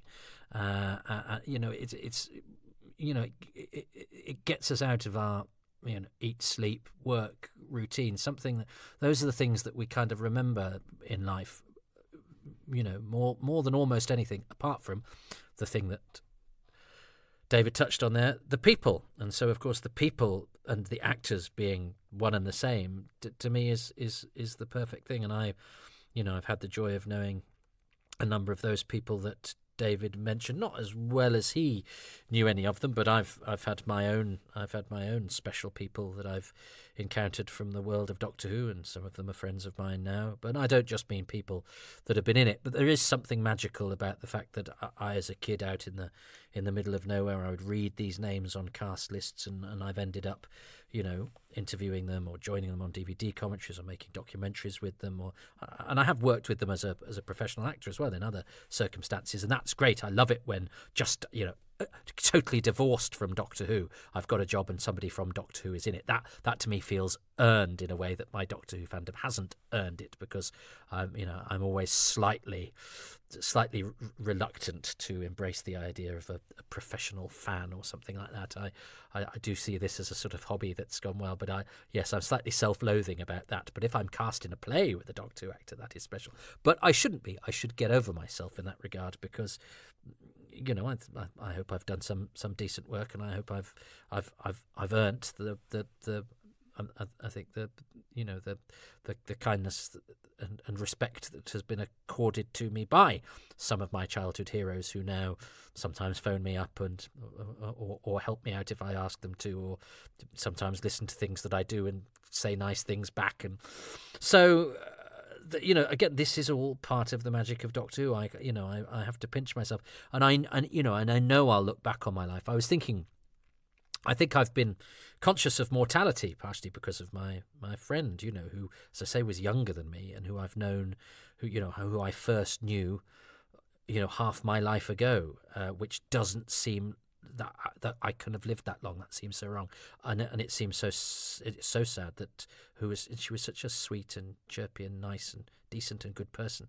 and not a close friend or anything like that, but just someone lovely who it was nice to see, who I will not see again. And I feel that about my Doctor Who heroes, who we've been there when they've died. John Pertwee's death was announced on the news, and it was heartbreaking. Patrick Troughton's, and I'd never met him. I cried when Patrick Troughton died.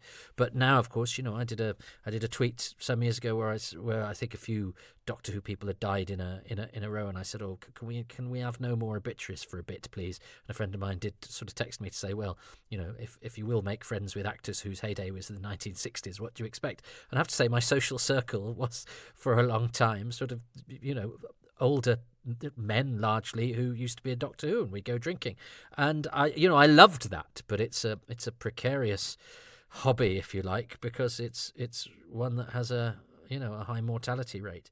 And there've been evenings out that I've had where I'm the only one left alive, and certainly a few DVD commentaries where that's the case as well. But they live on. That's the thing. Doctor Who means that those people live on. I've just had great joy watching John Pertwee saying, "Madam, what year is this?" And that will always be there. And these things we will always go back to. Now, it's no consolation for the person who's dead. I don't believe in life after death or anything like that. But I love the fact that Doctor Who gives these people, to echo a phrase, immortality. And I love the fact that they're there to comfort us still long after they're gone, or to do things that, we can quote lines or moments or things that they've done that still plaster a smile on our face. And, the things that, the whole weeks that of mine 30 years ago that I can't remember anything about, that probably had lots of great fun moments and connections and incidents to them, but they're gone. Whereas with Doctor Who, because it's all there and it's recorded and we watch them and revisit them and come over and over again, those people will always be with us, and they'll always be alive to us. And I think it behoves us too to be respectful and to enjoy and to celebrate the people who went before us, who have gone, and to be thankful to them, and to also acknowledge the fact. And they're only people, that's the other thing. I thought when you become an actor, it's just full of, stories and poetry and creativity. Largely actors sit around moaning about the fact that then they're either not acting enough, or what they're acting is very good, or the fact that actor's in the thing that they wanted to be, or that they're not getting paid enough, or that, and often, you're talking comedy green rooms now. With the conversation is full of people talking about if they know a plumber, or what the best mortgage interest rates are. It's not it's not this Shangri-La of creativity. I am the world I imagined it to be is actually, it's the equivalent of Omega's Paradise realised on a BBC budget, you expect it to be this magical realm of stardust and stories, and in fact, it's rather mundane and prosaic. But that's also okay.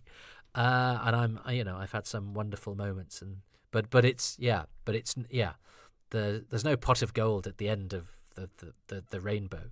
In fact, the rainbow is in a way, it's the reason it's that the magical thing about the rainbow is it's far away and you never quite catch up to it, and that's what makes it so very special. And I think there's something to be said for that as well. There's something to be said for all of that stuff that keeps us going is aspirational in a way, and that we should never quite be able to bag our dreams, because then where do you go?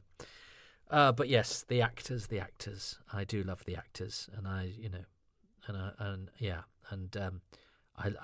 love that connection that David had with all those people, and I've got my own versions of those, and I'm very lucky, and I'm sure everyone has a moment where they've had an encounter. Yeah, and we could all concentrate on the bad ones, go, well, I met that bloke and he was a twat, and you go, well, yeah, and often it may have been just because they had a bad day. I've heard terrible stories about people I know who were lovely because maybe they were approached on a bad day, or maybe the person telling the story approached them in a bad way, but the amount of experiences I've had where people have been, the overwhelming majority of encounters have been joyful. And in fact, the only things I haven't liked about them are the way I've tortured myself afterwards for how I said this, or I wish I hadn't said that, or why did I do that? But that's just life, isn't it? But I've been very lucky because, Doctor Who has been filled with wonderful actors, and actually, and this wasn't always the case, and I suspect this wasn't so much the case in 1993, but the pendulum swings, doesn't it? I mean, I know a lot of actors I met in the 90s who were like, oh, Doctor Who, yeah, don't really talk about that. Not regulars now, I'm talking about, who now go, yeah, I was back in Doctor Who in the old days, So, everything is ripe for reassessment, including, as we're discovering, our attitudes towards dimensions in time. What is David's fourth favourite thing? So, Toby, we move on to my favourite thing number 4. I had a long think about what I could pick for this. And again, it's another long, convoluted story, I'm afraid. But actually, I picked Keith McCulloch's music. And I think Keith McCulloch gets a lot of hate, and it's really unnecessary. I think he is a fantastic composer. I absolutely adore his score to Battlefield. I love his score to Remembrance of the Daleks.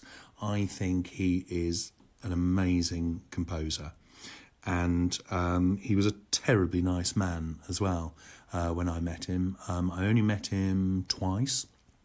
I met him when we were doing I think it was the dub for Dimensions in Time. JNT took me along to see the music, and that was the first time I heard the music.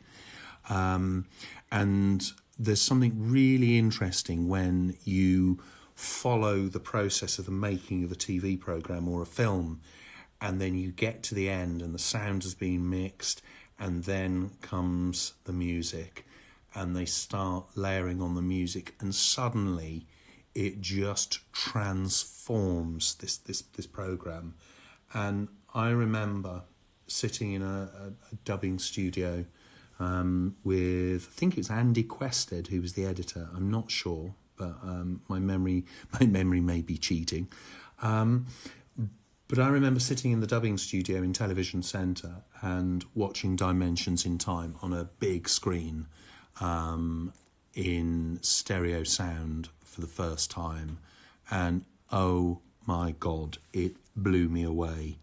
And Kef's music was absolutely key to that. The exciting sort of music at the end of episode 1, I just thought was fantastic. He's a very clever man. And after we'd done Dimensions in Time, I saw John Nathan Turner in his place in Saltdean in Brighton, and I said to him, "Do you think you can get me a copy of the music from Dimensions in Time?" And John said, "Leave it with me." And about a month or two later, I was doing a charity show in Brighton for JNT at the Dome Theatre. It was called Friends of Dorothy, and it was for a local HIV and AIDS charity. And lots of people were giving their time for free. Many big names came down to do this show, and I was performing on stage with Mary Healy, who most of your listeners will know as the person who gets murdered at the beginning of episode 1 of The Happiness Patrol. And I also did a thing with Dursley McLinden as well. And after the show, I was backstage, and John came up and said, "Can I just introduce you to somebody?" And it was Kev. And Kev said, "Oh, you're the writer. I've got a little surprise for you." And he passed I think it was a C60 cassette over to me. And I said, "Oh, what's this?" And he said, "It's the music you asked for." And he had created his own little soundtrack album for me and put it onto cassette. And I've still got that cassette to this day of the original music. Now, I know Kev doesn't have the original music for Dimensions in Time anymore. And I say recently, it was probably before the pandemic, I was chatting to Mark Ayres, and I said, "Oh, by the way, I think in my attic I've got this C60 cassette with the Dimensions in Time score on it. Would you like a copy?" And Mark was thrilled, because obviously it doesn't exist anymore.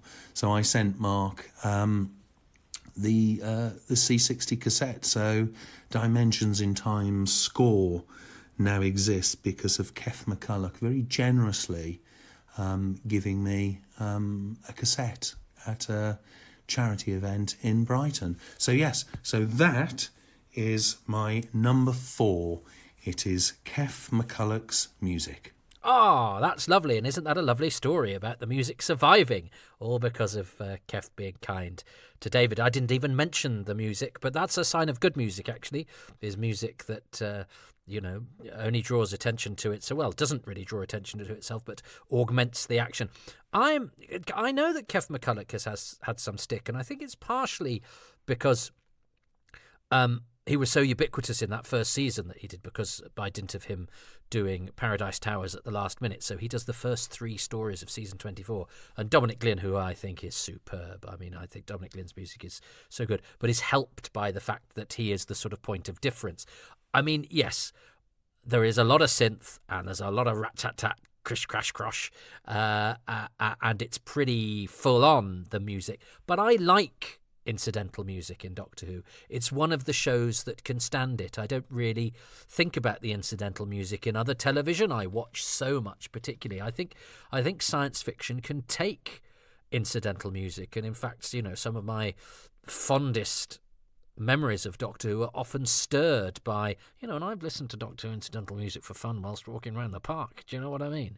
I remember listening to the score for Warriors of the Deep whilst walking the dog once, because I didn't fancy listening to anything else. I think I'd gone to find a track and found that track, and then couldn't find the other thing I was looking for, but for some reason Warriors of the Deep was available to me on my phone. I went, yeah, go on then, I'll give that a go.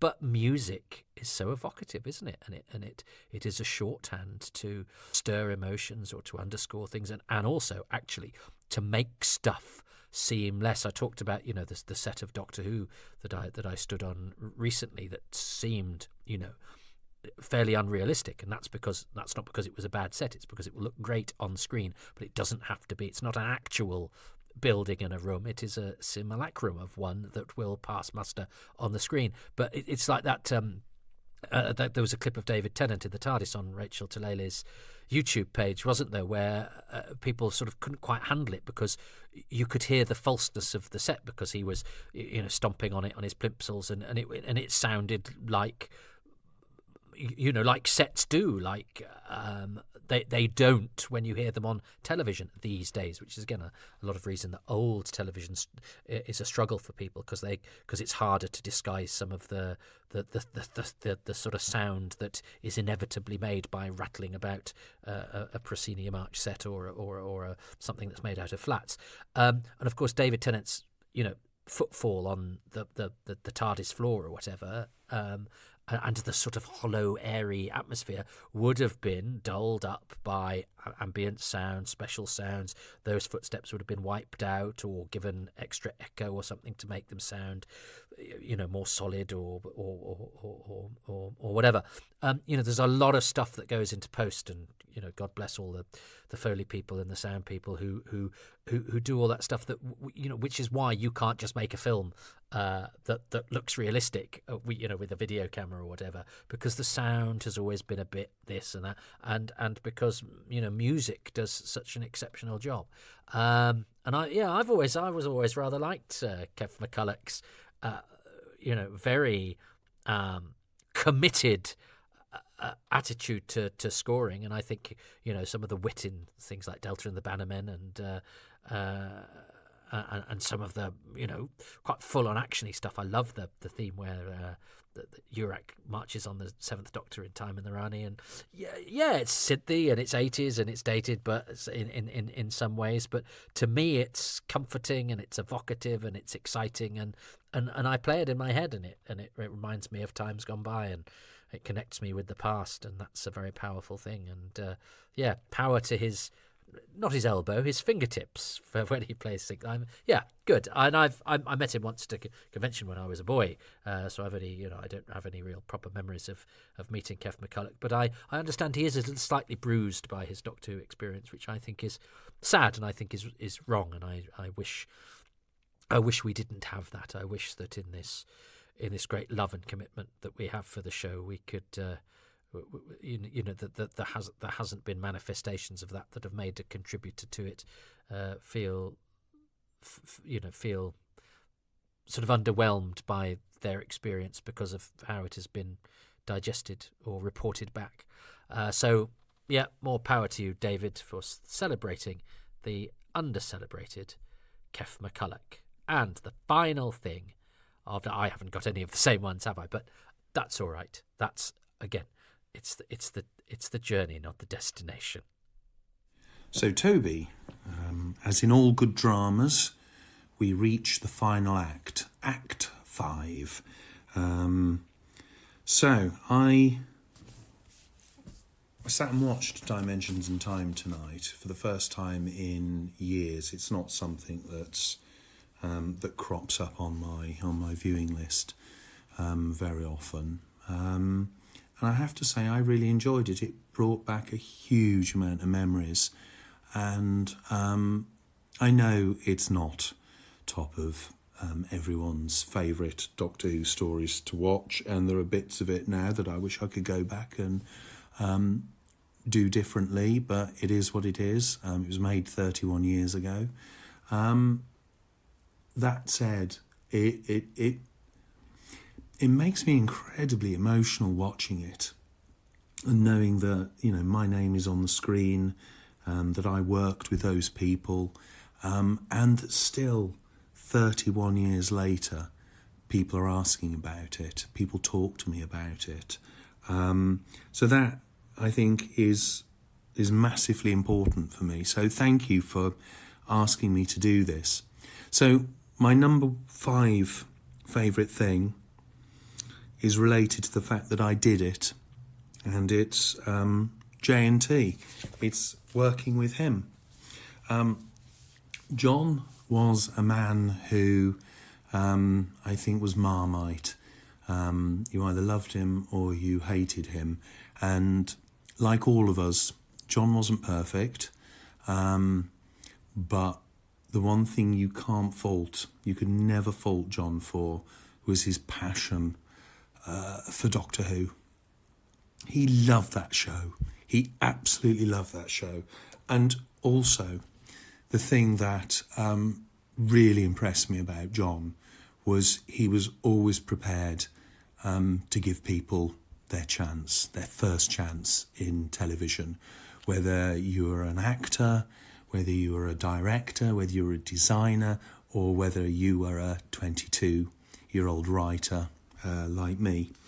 And John took a risk on me, and it's so rare these days in this horrible old industry that we work in, that people will take a chance on somebody who is untested and untried. And John, without a hesitation, just said, "Do you want to write it?" And I did. I mean, he made my life quite tricky and difficult whilst I was writing it, but he never once suggested maybe somebody else should take over. And I owe John a lot. I owe John my career, for starting my career. I owe John. Actually, I tell you what John did teach me was the fact that he wasn't great with story.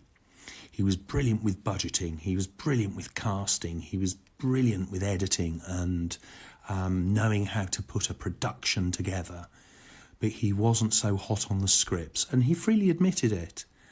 And what he taught me was to go out and to find stories that worked, and to examine why they worked, and to try and pick them apart, because he admitted he just couldn't do that. That wasn't his strength.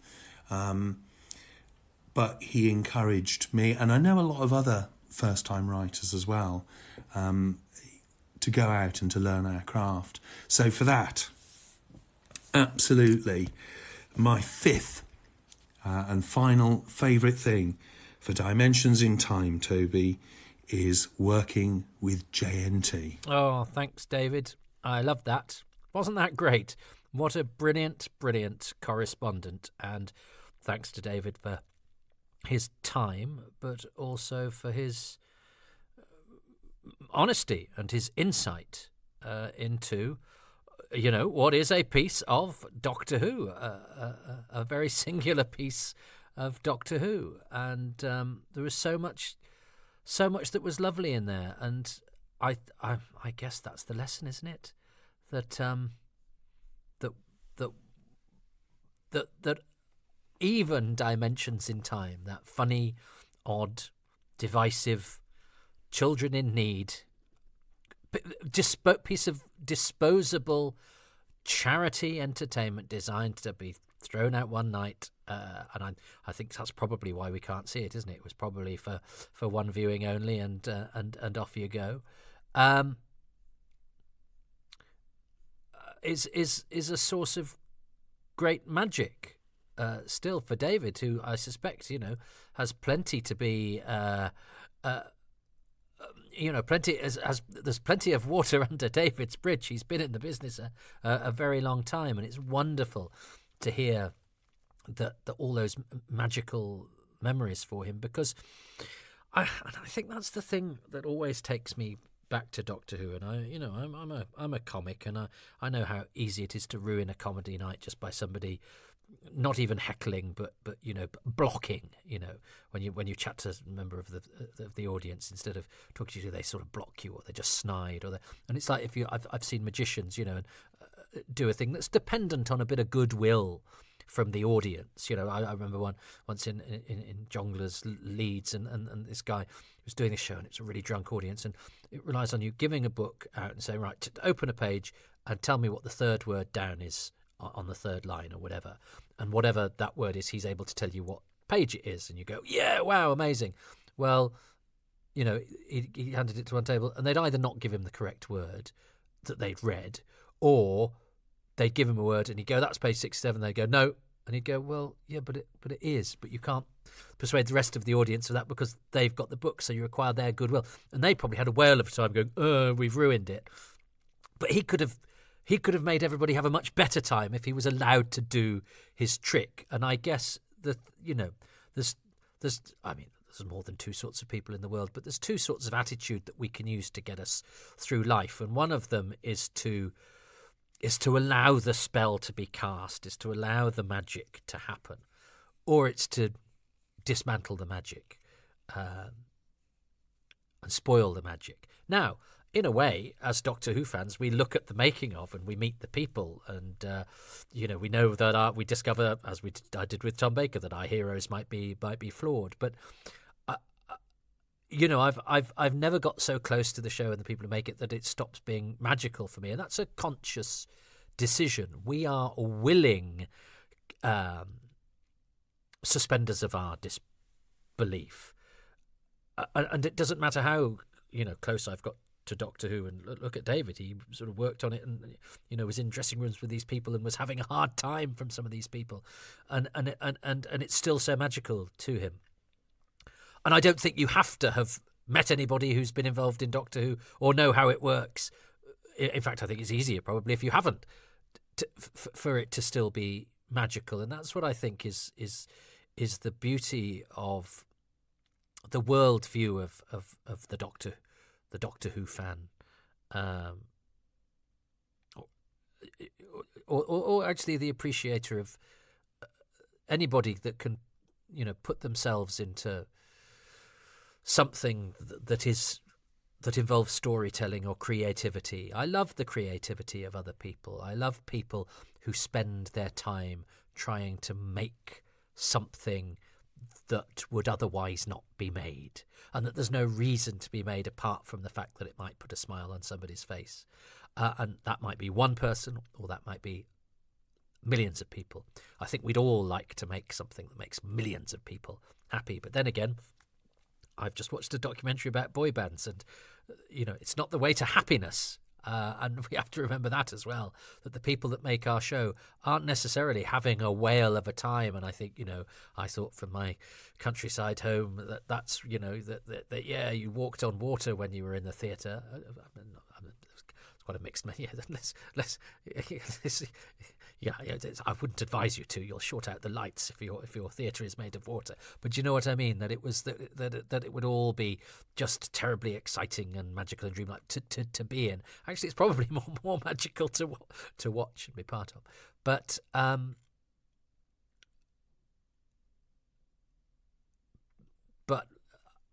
well, I suppose what it boils down to is that this show will never not be part of my life, and it's and I love the fact that I can exchange now on magic that I never would have believed existed in 1993. I've watched it on YouTube. I've had voice messages sent to me by David on WhatsApp. I was watching some Doctor Who last night and texting a friend about it. All these different things that would have seemed like absolute magic in 1993, and yet here we are taking them for granted. And the fact that I can put these recordings, into essentially a radio program that everybody will be able to hear, hours after minutes if I want to, if I'm quick with the edit, recorded it. But no matter how the world changes, and actually no matter how many people depart it, Doctor Who is always that sort of that checking in point, that touchstone, that shared memory. That it's a shared memory, but it's also an individual experience, which is why one person's least favourite Doctor Who can be another person's absolute best, not because of any aspect of its quality or otherwise, just because of the place that they were in when they experienced it. And I think it's been really lovely to hear this, sometimes maligned, sometimes ignored, and by its very conception, disposable and not part of the regular production of the programme, and yet still a part of its history. This piece of the show that is so special to somebody that casts its magic over the person who made it, and he thought long and hard about doing this podcast, David, and I'm really glad he did, because I wasn't sure how I wanted to celebrate the anniversary this year, but I can think of nothing better than taking dimensions in time and discovering that it is so much more than a sum of its parts, and yet all of those individual parts, I sometimes think that people just chuck stuff together and don't really care about it. But even Dimensions in Time, which was done on the fly, wasn't it? And it was done under very difficult circumstances. Everything was. Everything has a story buried within it. Everything has a personality that generates either an anecdote or a thought or a feeling, and every single moment is a confluence of all sorts of different pieces of people's behaviour and creativity and hard work. And JNT, yes, I mean, so maligned a figure he was. And as I said at the beginning, I joined in with that, and I would have joined in with the disparagement of this. And I love the fact that with no artifice, and with my hand not remotely tied behind my back, I have reassessed my thoughts, certainly on John Nathan Turner, who I would have happily strung up metaphorically. So with my mixed metaphors, I'd have strung him up on a ducking stool. But the fact that we keep coming back to this Doctor Who, anything to do with Doctor Who, and it is about so much more than what's on the screen. It's about what's behind it. It's about how we approach it, where we were when we saw it first, where we were when we saw it second, where we were when we saw it 30 years later and were thinking about our mortality. And so therefore what things are important and what things aren't, and what things shouldn't wind us up anymore. So look, I hope you found... I mean, mine was a bit of blather, but I think there's something magical about David coming back and going back to his home and watching this thing that he made, and it's stirring up all sorts of joy for him. And I think now that you've had the insight of what it meant to him and what his attitude was going into it and how special it was for him, maybe when you watch it next, that will rub off on you and will colour your experience of watching it in a way that makes those colours vivid and sing and smile. I suppose at the end of the day, it's hard to dislike anything that has been made with the amount of love that has been exhibited there by David. And I think it behoves us sometimes to look at things in a different light and look at people in a different light. Look at how my initial attitude to Tom Baker's contribution, based on various experiences and perhaps sort of presuppositions of mine, turned out to be completely wrong. Well, if not wrong, to have a different aspect to them when David provided his insight and experience of being there on the floor with him. And he didn't soft soap it. And what I love about David's contribution to this is he's never given an inaccurate or a fairy tale version of this. He's been very honest about the difficulties and the shortcomings of even the people that he's been celebrating, but never in a sort of snarky or judgmental or dismissive way, but just completely honest. And I'm so grateful to him that he's approached this in the spirit that he has, and that's been really, really special to me. And of all the things, and this isn't to be disparaging, I hope David doesn't hear it, but of all the things to sort of take and celebrate and to distill the magic of Doctor Who into, that it's Dimensions in Time makes me... I thought this was going to be about half an hour long. We do Dimensions in Time. David would choose a few things. I go, there we go, hardy-ha. Dimensions in Time, there you go. And it's been so moving listening to David. But I guess it's been moving for me as well because of the passage of time that has altered my views to the story, to the people involved, and it's all about, I suppose, shifting our perspectives in order to get the most out of life. I guess that's why I keep going back to Doctor Who time and time again and experiencing in different ways.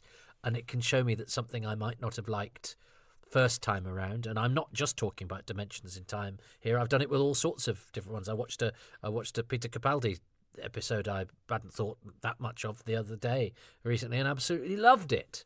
And that's happened with stories from every era. So I'm not singling out Dimensions in Time for this particular aspect of why this has been joyful, the reassessment side of things.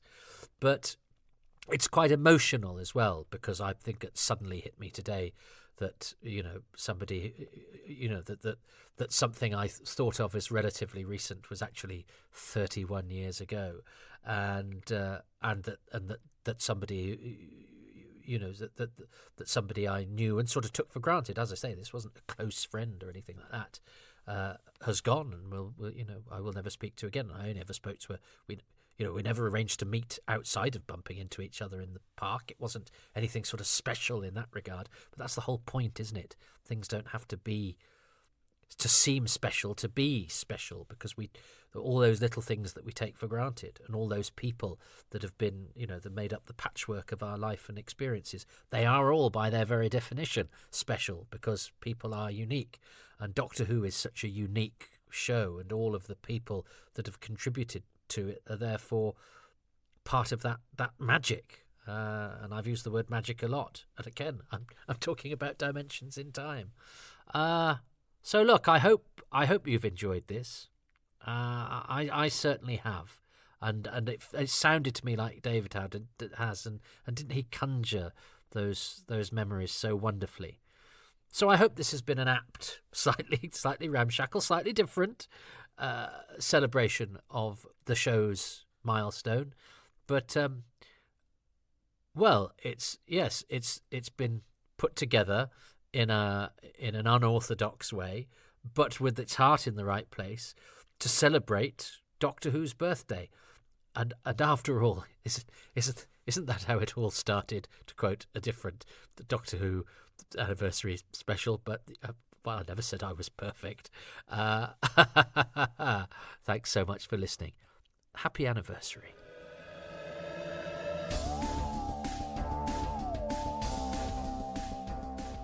Thanks very much for listening to Happy Times and Places, which is presented by me, Toby Haydoke, and my special guest, David Roden. I am so grateful to David and to the patrons who make this podcast possible. They join at patreon.com/Toby Haydoke, and you can too. There's lots of goodies there. I'm also on Ko-fi, kofi.com/Toby Haydoke, and these podcasts are available everywhere. And if you could go to the place that you receive them and give them a like and a subscribe and a thumbs up and 5 stars, that just helps me a little bit, because these are fueled by a lot of enthusiasm and a lot of love. And if you enjoy them, I'd be grateful if you could sing that from the rooftops. In the meantime, though, happy anniversary, happy Who Day, and long may it and you and us continue. Do follow me on the social media. I'm on Twitter. I'm on Blue Sky now as well. 2 Twitter handles, Haydoke Podcasts and Toby Haydoke. I'm on Blue Sky at Toby Haydoke. I'm on Instagram at toby.haydoke, just to mix it up a bit. I've got a YouTube channel. Please subscribe to that and like all the videos on it. And please like and give good reviews and 5 stars to anything you find of these Toby Haydoke's time travels out there. Anything you can do is much appreciated. 2 hours on Dimensions in Time. I bloody love it.